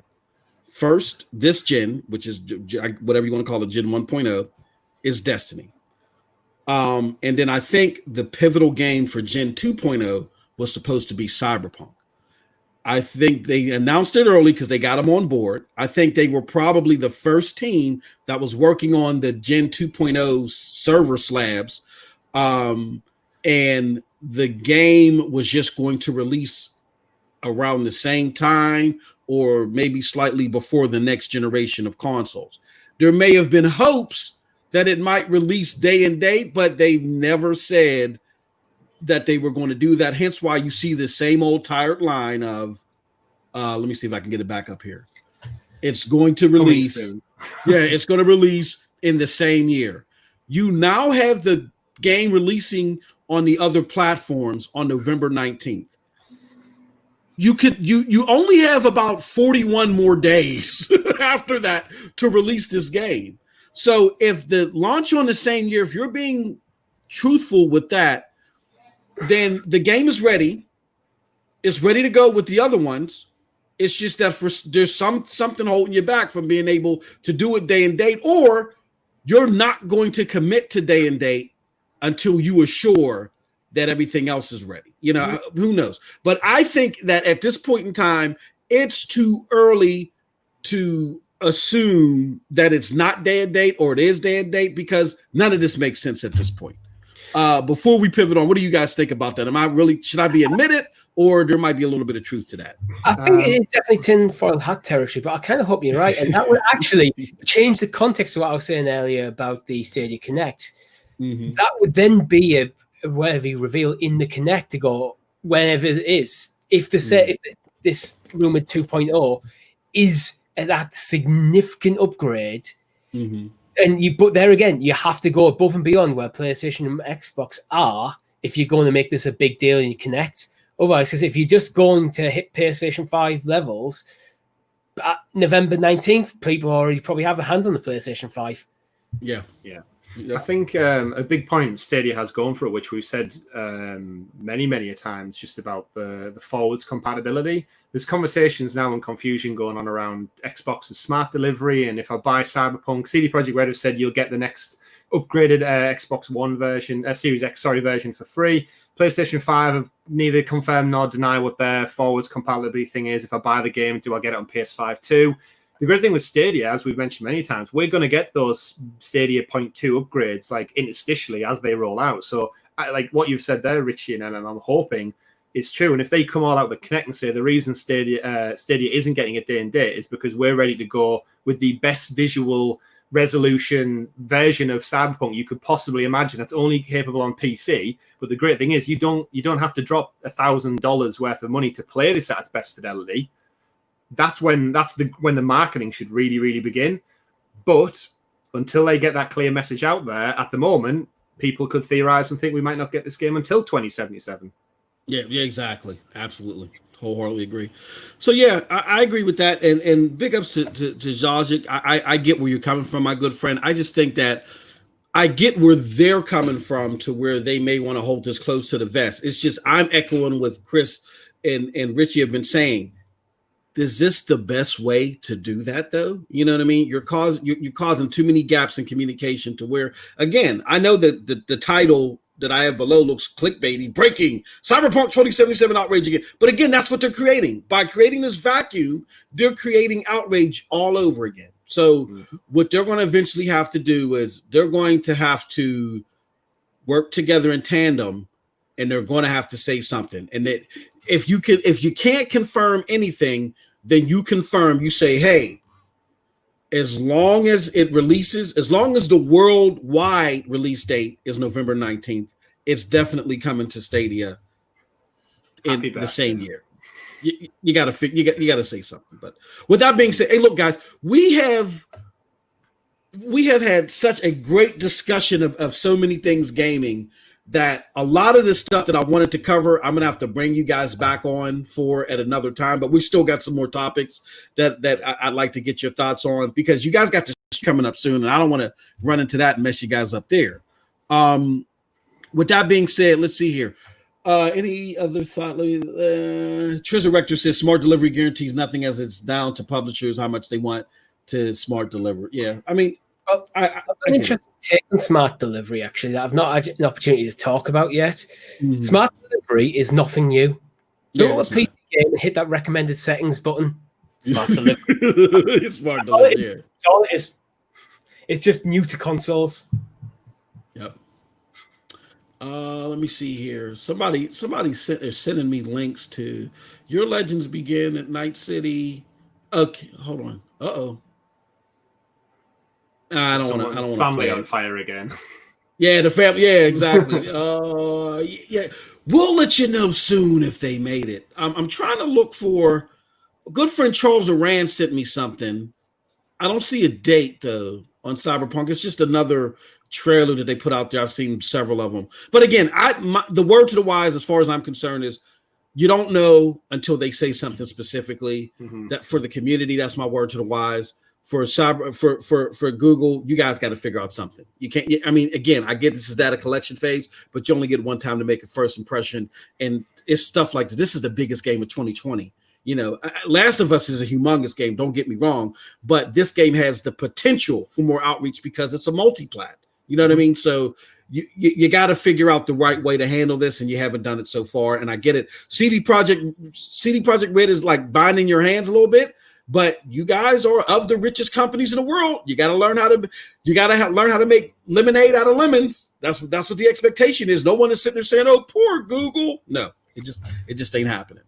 All right. With that said, let's rapid round some of this stuff, guys. The July Connect is coming up.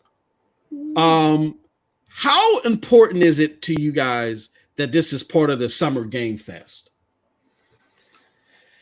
It's a weird one because the kind of they said IGN it was going to be part of theirs, and then Jeff Keighley's Summer Games Fest is kind of shadow drop things on us. I know the Crash Bandicoot reveal earlier in the week was leaked, which forced them to say it was a reveal for Crash Bandicoot 4. So there's I think there's loads of confusion. I think with the lack of E3, everybody's just almost like opening a sheep pen. Every sheep's just ran in its own general direction and doing its own thing now. We've got the Ubisoft Forward, we've got the Stadia Connect, we've got Summer Game Fest, which feels like it's going to go on all the way through till August, and then IGN doing their thing, and all these little indie showcases.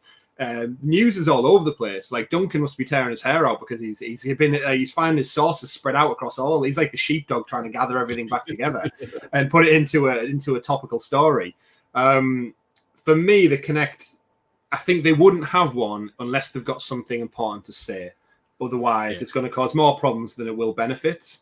I'm hoping for some big announcements from them this time around. I enjoyed the last one, and we got, obviously, Jedi Fallen Order coming, but I'm hoping for more future day-and-date announcements. We've seen Xbox announce their third-party, second-party deals. We've seen PlayStation announce like 70-plus games coming to PS5, I think it felt like. We need to start seeing what the future roadmap looks like for Stadia in terms of games, because that's what people are tuning in for, games. Gotcha. Yeah, I'm mainly with Chris. I actually want to hear a bit about some of the features that were announced back in GDC 2019 that we're yet to really see. You need to focus on games, but the occasional, he's a unique feature to Stadia drop in there would be nice as well. But you've got to get the games, because ultimately, without the games, the platform's nothing. Yeah. I think they could use the Connect fantastically for really, really showcasing the new features. So when they bring up a title coming to Stadia, so we said, I think, Richie, before, we all know Rainbow Six Siege is coming part of the Uplay or as an individual purchase. If Rainbow Six Siege is coming to Stadia, showcase the screen share feature, the crowd play, through that. Yeah. So there you go. There's a new feature coming to Stadia. There's a new game coming to Stadia. Put them together, showcase it to the masses. And that's when people who might be fans of the game on other consoles, other platforms, look at it and go, oh, I didn't realize you could do that on Siege. And that's when people go, you can't on other platforms. It's Stadia only, and it's available now, or something like that. Like to get something like that as well, you need cross progression. Yeah. I don't know why they don't seem to. It seems like they're not that. We're more excited about advertising their features than they are. Do you get that feeling? Yeah. Like, I don't get it. I mean, we've enjoyed it. We've played the Division, haven't we, Richie? Where we were amazed when those little screens popped up in the bottom, and we could see. That was like you can change the size, move it around. It's brilliant. Yeah. Anyone who's played multiplayer games, that is such a huge benefit to have when you can see the rest of your teammates. Not great if you're in a competitive shooter. If that happened in GoldenEye and you could see the other guy, that's just you're going to be able to pin them down and kill them straight away. But in terms of a allied approach to a game, that's huge. And I feel like we've heard absolutely zip from Stadia regarding these features since last year's GDC. And they've had them in the oven for nearly a year now, so they should be ready to talk about and showcase them to the world of what makes Stadia unique. But you're right, MM. It feels like we want to talk about it more than they do. Yeah, I don't get it. It's bewildering to me, and I think, and there are a lot of gamers that are skeptical because, again, it's not that they don't think that the platform works. They don't trust Google because of all of the whatever the myths or whatever that's out there for Google. They don't trust them, and as long as there's a lot of people that in the ethos that believe that Stadia has no feature set. I was just arguing with somebody on the podcast that's very tech savvy, but they're just not in the know, and they're like, Stadia don't have none of its features out there, and I'm like, that's not necessarily true. It's just that they've been sloppy in the release of them. And seeing something like this, I know would get people like that to say, "Holy cow, this stuff is out here," and it works in this picture-in-picture is 60 frames per second as well. Like, yeah, 100%. I don't get it. I hope you told that guy that he does know we can now play with our controller on PC without having to plug it in. Did you tell him that? Exactly. Yeah, we can do that now, ladies and gentlemen. We don't need to hardwire it. Magic. Someone told me on a podcast, Chris and Richie, real quick. And Richie, I'm sorry, you can follow up on it. They said, you know what? We get that you are saying this MM2K, but I don't want to hear it from you. I want to hear it from Stadia. Yeah. I can, you could have an agenda, but if the Stadia says it and it's not true, they'll be held accountable. They said you can sit here and come on our podcast and lie to me all day, and then that's just it. We'll clown you for a little bit, and you go on and lie on the next podcast. But if Stadia says that it exists and it don't exist, they have more at stake. So we want to hear it from Stadia. What do you guys think about that? Yeah, absolutely. Yeah, the message needs to come from the top. It's then factual, and we can believe it, and we don't have to go off hearsay or rumors or theories or leaks. It's basically we've been told from the very top this is what's happening, and unfortunately we don't get told that. So here we are theorizing because we don't know. Yeah, Richie, I know you wanted to chime in before. Yeah. I'm sorry, I didn't mean to. I was just about to mention, like, regarding some of the features, like screen share and stuff like that. Some of these features are already implemented in Stadia, but that doesn't necessarily mean that the games are there yet. So I think some of these features you might see ramping up as newer titles come out, where older titles, if you're a developer and you've already got a game and you're just porting it across the Stadia, how invested are you in implementing the new features of Stadia? Because that's more work for you to do when you could let's just put it over there. So but I think in new versions of games, you might start seeing a bit more of them. And I don't want to say two more topics before we get to the chat. Definitely I want to get you guys' thoughts on this. Let's do this like bada boom. There we go. All right. So I think some news that kind of split the community as far as what they thought about it. It didn't split us like we hate each other, but it split us on what we thought about it was the Facebook Xbox gaming integration. Some of us feel it's a nothing burger because people want to throw up when they hear Facebook gaming, and I get it. Some of us think that it's going to lead to something in the long term because Facebook gaming is liked in places like Asia, the Middle East, and Latin America. And then there's the final wing that says, we don't think Facebook gaming is the big whoop to do about this partnership. We think the big thing is that now there could be integration with Instagram. You know what I mean? Like you can click on an Instagram link and play Cyberpunk 2077 day and date via xCloud. You know what I mean? Again, that's a stretch. But Do you guys fit into any of those camps, or what do you think overall about this and the fact that Mixer got shut down? Who wants to tackle that first? Yeah, I think in this particular deal, looking at what's on the screen, I definitely think Facebook got the best deal in terms of market space on the logo because they've got like 2/3 of that right now off the back. Yeah. In terms of my honest opinion, Facebook gaming has not been on my radar ever. Like, other than I use Facebook for a few things, but in terms of like a gaming specific channel, if you showed me a screenshot of what it looks like, I wouldn't know it probably any difference to my normal feed. Xbox, on the other hand, have got their own things going. They've got xCloud. I think this is just part of just a strategic thing where neither of them really want to invest in one or the other too much because they've got so many kind of fingers in all the pies across the entire gaming tech world. Facebook are notorious for just like buying up like companies or partnering with companies to kind of further their brand and when they need expertise to come in. And I think they've obviously trialed their gaming platform and they've obviously reached out to Microsoft, and they probably did so with Google and other companies as well, because they all work behind the scenes in tandem. Like we're all probably a bit foolish if we believe that Xbox and Sony and Nintendo don't play ball with each other behind the scenes. They might seem competitors on the front, but from the tech's point of view, all these companies will rely on the likes of Google for their statistics, for their information, for their marketing. Let's remember, we watch Xbox, PlayStation adverts on YouTube, which is Google's platform. So if they wanted to get cutthroat about it, they could just cut all it out. But that's not how business works. You've alluded to it plenty of times from a business standpoint. With your own topics you've brought to many, many podcasts I've listened to, it always comes from like, these are money-making businesses at the end of the day. And I think this is probably strategic more than anything. Whether it nets out for them or other, I'm not massively concerned. I think if one of them totally acquired the other, then there'd be topics. But for now, I think they just didn't want to double down on one that's maybe not doing as well as they'd hoped. So they've partnered up to see if they can do something better together. I'm not overly scared. Great point. For me, I think Xbox lands Facebook gaming legitimacy. Because I don't think, as Chris alluded to, it's not really on our radar. But now if you can integrate Facebook gaming features into Xbox, it's going to give it a boost. And for Xbox, well, Facebook has got billions of users. Yeah. Simply that. Yeah.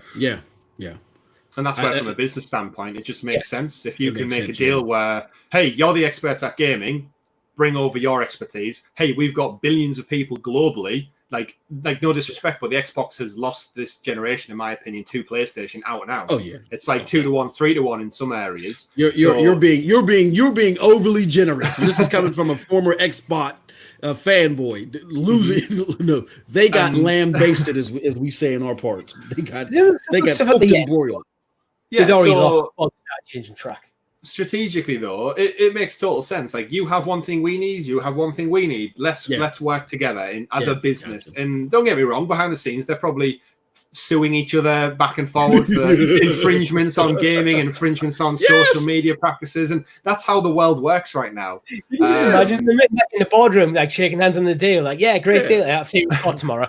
And then they go out in the hallway and they're all signing lawsuits, to execute law. Yeah, and they don't take it seriously. Samsung and Apple share God knows how many patents with the iPhone and the Samsung Galaxy range. Xbox and Sony partnered together for cloud gaming not that long ago. So I think this is just another story of smart business partnerships that benefits the both of them. And will it come to fruition with anything? We just have to wait and see. But nothing that jumps out to me and says like, oh shit, the next big dominant thing's around the corner. Yeah. Who knows? Well, time will tell, I guess, with this one. Fair point. I'm glad you said that, Chris, and I agree wholeheartedly with both of you guys. I mean, I'm kind of like in the third camp too, where I'm like, there's something to look out to. I mean, the markets reacted positively to the news, because they're big two conglomerates working together. They always do.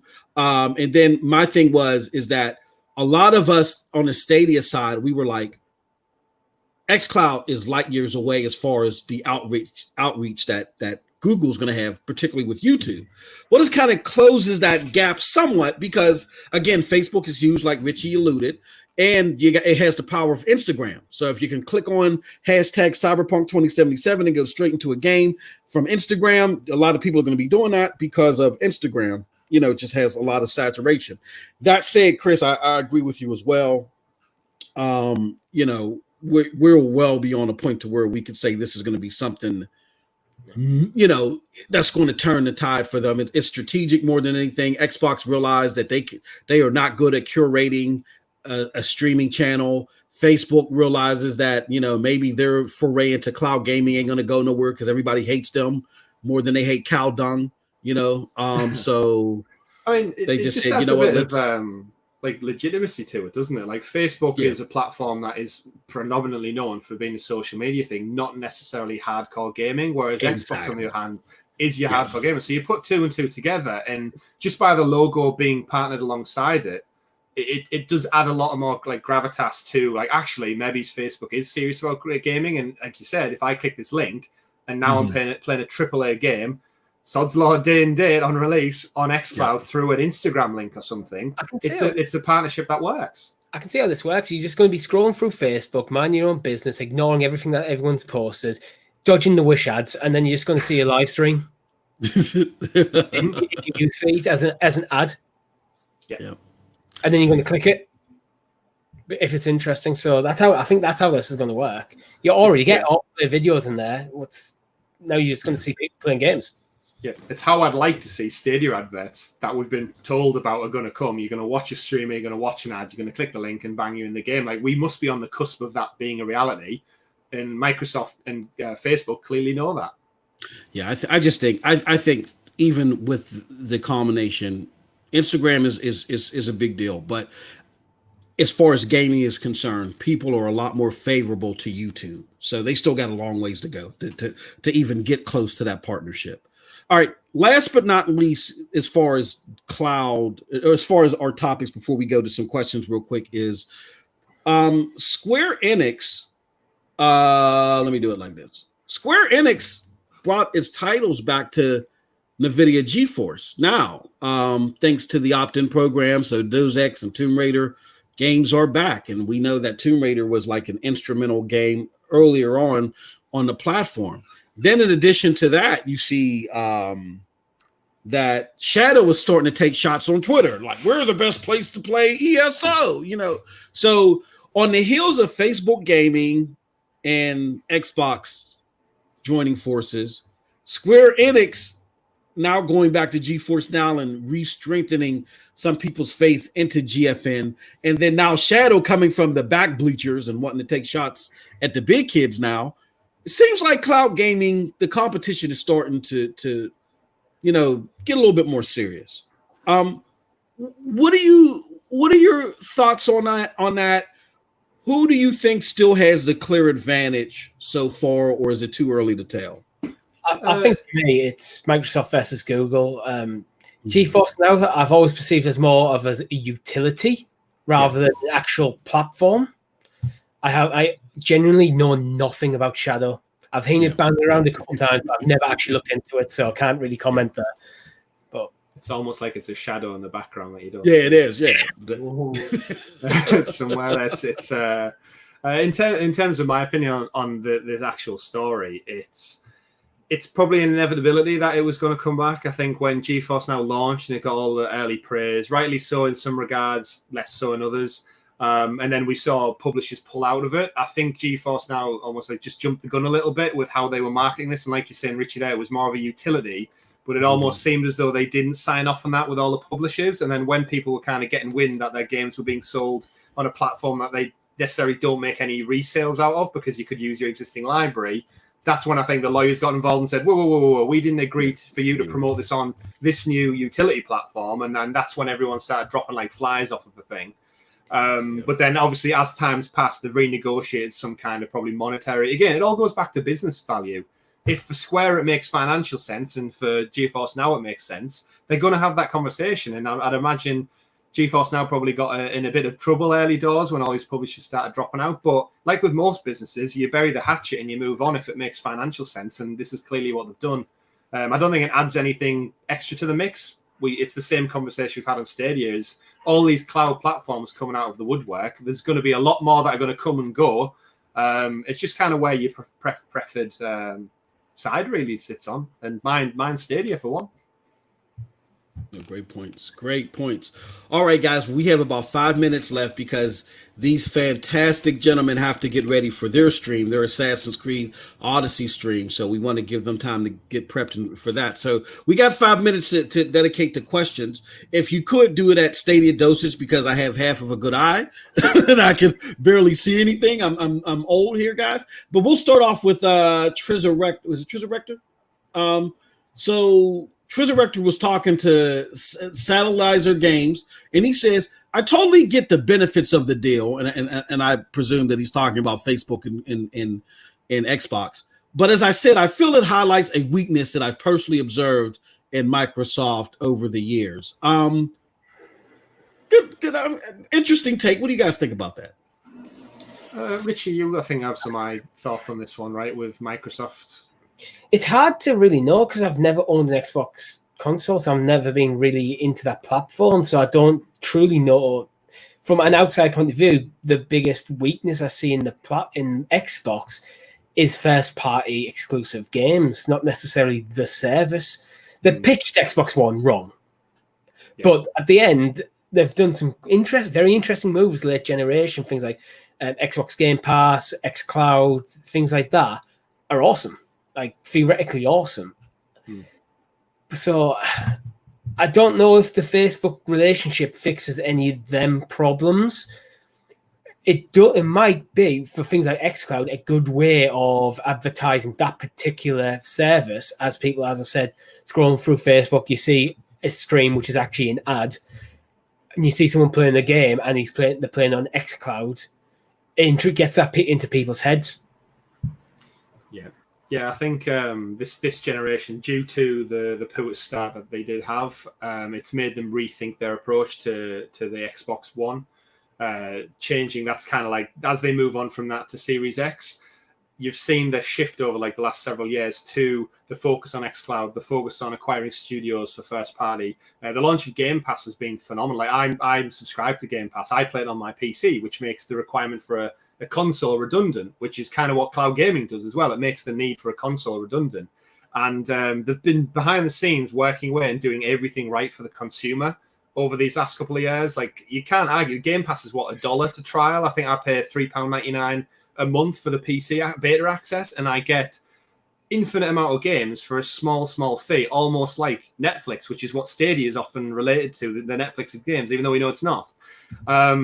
I honestly think Microsoft have took a big pivot this generation away from just being a console.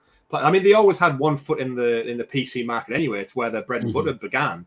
And I think they're now looking back at that and thinking, actually, if the future is in cloud, why would we double down on just console when we can get Xbox as a service out there? And I think this partnership with Facebook does just that. It gets their foot in the door with millions upon millions of unsuspecting gamers who are familiar with the brand. They're familiar with that bright green color. And there's some legitimacy behind it where they're like, you know what, they've been around for years now. They've got some smashing titles, but guess what? They can bring AAA games too. And now I can play it on PC through a Facebook link, through xCloud. And that's the kind of competition that scares me. I don't think Sony have that great of an infrastructure, although they've got the games. We've all seen their maintenance behind the scenes. Like, just changing the PSN names was like their biggest problem for the last decade. I don't think they have that infrastructure to launch cloud. I and Richie both trial PlayStation now. It works to a degree, but it's definitely not as smooth as xCloud and Stadia are. So there's some work to be done there. Nintendo, we won't even waste time talking about their infrastructure because they are just living in their whole little world right now. And all the other cloud platforms, I think they'll have their day in the sun. But for me, yeah, back to the question, I think Microsoft have been making big moves behind the scenes. And I'm very interested to see how xCloud is going to come out and how it really does stack up against Stadia, because there's going to be a lot of interesting comparisons made come launch of that platform. It's worth noting as well that Microsoft have been buying a lot of studios over the last couple of years. It makes Xbox actually very interesting going into the next generation. Yep. All right. So last question, guys, from good friend Bippity Bop. Bippity Bop, it's a two-part question, and I really like what he has to say here. He says, maybe at the Connect they will show new games, and then during the Connect they will let people try the demos. And what did he say? He said, try live demos. I mean, what do you guys think about that? Because we've seen like in the APKs, there's coding for demos coming. There's sales that I think was in an APK release. We covered this on TSI. Shameless plug. We are going to be live tomorrow, by the way. But with that said, what do you guys think about that? The possibility of demos coming to the Connect, should they, or is it not necessary? I mean, I have fond memories of demo discs back in the day. I used to buy magazines just to get the demo discs, just to get like a little sample of 4 or 5 upcoming titles. And it used to be great. You almost got like a smorgasbord, tapas style, pick and choose a little bits of what you want. And again, back to being a child and not being able to just buy all these games. Demos are critical for convincing people to play games. Like we said, everybody loves a test drive of a car. Everybody likes a little play around with a new phone before they buy it. I think Stadia has the capability to drop demos and then take them away. Some of you out there were fortunate enough to play Gods and Monsters before it was even a thing. So let's be honest, our friend Eddie and stuff and Link TV out there got to play the best demo arguably that's been on Stadia today, which was a brand new AAA title before it was even out there. So I would love for something like the Connected to be like, right, he's 5-10 big announcements, and guess what? There's a 30-minute window or a 2-hour trial to jump in. Play it now, and then after 2 hours, it disappears from the storefront into the ether until the release date. But it's something they can implement very, very easily, and I'd love to see it. In a very interesting way on Stadia, where you effectively, because you don't have to download the game, you don't have to buy a disc. You basically do a maybe 2-hour lock. Go, okay, click this. You play the first 2 hours. After the 2 hour thing's up, you get a pop up saying, "Do you want to buy or do you want to quit?" Yeah. Yep. In and out, how many people have been really enjoying it will just click buy? Yeah, it's that once your foot's in the door, it doesn't take as much to push you over the edge. I think I do it every year with the FIFA demo that comes out. I download it, I play it for a little bit, I have a look at the graphics, I have a look at the gameplay elements that have changed, and that pretty much locks in my decision whether I want to buy this year's iteration of that. So for sports games, I think it's huge. For games that maybe have a really good enticing opening or like a little segmented part of the game, they want to showcase how the mechanics work, how good the stories, how good the graphics are. I think a little taster sample is what people really, really want to help make their decision up, rather than hang on fire for reviews. If you can play it, why read a review article when you can genuinely play it for half an hour or an hour and then decide?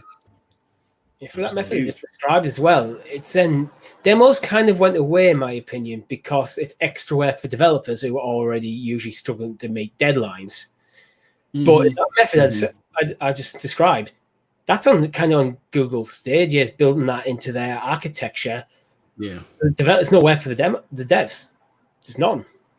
No, I agree. The only thing that concerns me though is that, and I don't think it was like a demo version, but with Gods and Monsters, in order to remove that from everyone's library because they bought it for $0.00, they had to shut down the whole network. So I'm hoping that they have a better grip on how demos would work, where they don't have to shut. You would hope so. But that would be awesome. I mean, you gotta come out the gate with something that everybody else isn't doing, and nobody on the console-esque type of realm would be doing demos during a Connect or an State of Play or an Inside Xbox. Why not have a 5-hour or maybe even a 24-hour demo session? That would be awesome. You know what I mean? Yeah. And it would separate your platform from the rest. Yeah, I mean, technically, if you've got the money, you can play any Stadia game as a demo for the first 2 hours and then just refund it. That's exactly. 2 hours is my example. Yeah, exactly. Do it now, so just hard code it into your platform. Yeah, why not? That is true. Maybe that is their method. All right. With that said, guys, thank you so much. I don't want to hold you for too long. And also, what I'm going to do here one more time in the comment section is this is the link to the Assassin's Creed Odyssey stream that's going to happen in less than 25 minutes, guys. Go over to that link. Subscribe to these gentlemen. Sounds of Stadia. I'm stealing it from Chase because, Chase, you're not here to defend yourself. My favorite Stadia podcast. I get up every Monday morning. I curse out YouTube when I don't find it immediately. I'm not blaming these guys. I'm blaming YouTube. I shower, go for my walk, and it helps me fuel my day. And I love the diversity of thought on the podcast. So it's just a great thing to behold of. And if you're new, and what I've been trying to do all this week is for people that are still unfamiliar or have been lied to about the platform, I'm trying to promote more factual based things, guides and stuff like that. So my biggest recommendation is if you're not in tune with the Stadia podcast, start off with Sounds of Stadia, and then you can go to stadiasource.com and go check out the other content creators too. But the format of the whole show is just easy to digest. It's very thoughtful and it's fact-based, and it's just wonderful. I really appreciate it. So great job, guys. Keep it up, man. Keep it up. Thank you very, very much. And yeah, I was just going to massive thank you from myself and Richie for having us on the show. We've loved every second of it. Chat's been fantastic. The engagement from your community is wonderful. Like the questions, the level of like the detail, and again that mature conversation. Like the questions in the chat, I've not seen any aggression, any shooting down. Just everybody just gives their opinion, shares their thoughts, agrees, disagrees. That's how conversation flows, and it's wonderful to see. So credit to the community that you're building up there, and what you're bringing to Stadia as well, because it's wonderful to see, and it's been an absolute pleasure. Even though I'm absolutely roasting right now in this room on this warm evening, yeah, we'd massively appreciate anyone's time to just come and listen to us talk about Stadia. It's been great, and yeah, thank you again from myself, Richie, and Tom, who can't be with us today, but maybe he's on fire somewhere. We'll never know. Cool. They'll let you know eventually if he's safe. No. All right. Well, thank you guys so much. I appreciate it. I'm sorry, Richie, you going to say something? No. I was just going to say thanks for having us again. Thank you. Again, thank you to the chat for engaging with us tonight. Definitely. It was a surprise. Like Chase was surprised too. I was keeping it. I was doing a Google. I was keeping it close to my vest because I figured a lot of people would be stunned. Like, oh yeah, it's the Sounds of Stadia. And Chase was one of them. So, and this was a fantastic show. And as you guys know, we didn't even go through half everything we wanted to talk to. So please come back, please. Oh, 100%. No, because we'll bring Tom this time as well. Yeah, bring Tom. Bring Tom and full cosplay, please. It's a requirement. Yeah. No, big ups to Tom and best of luck to him with the move. I know those things suck. We're currently looking for a house, so I'm not looking forward to the move. So. Oh, good one on that though. I bet before you buy your house, you go have a demo of it and you walk around and check it out. Yes, you get to stay in there for 12 hours. Yes, absolutely. We're not going to say, oh, we'll let you see the house by the end of the year. With that said, thank you for coming by. Hey guys, thank you everybody. We peaked at I think around 40. That's fantastic. Great. High numbers for this channel, definitely. And we got to have you guys back. So with that said, thank you, chat, for coming. We got to let these guys go so they can do their thing. Definitely, again, I'm going to put it in here one more time because I don't want to hold these guys, but put it in here one more time. Go to that link, sub, share, subscribe, everything that you can do, like, comment. Go over there. Be ready for their stream that is happening in 20 minutes. All right. Yeah. And with that said, you guys have a wonderful, wonderful gaming day. Peace. Bye. Bye. Goodbye. Not sorry. Stay sick cause I follow my gut. They say I was pushing my luck. I'ma push me a matte all black truck. Oh, I'm not sorry.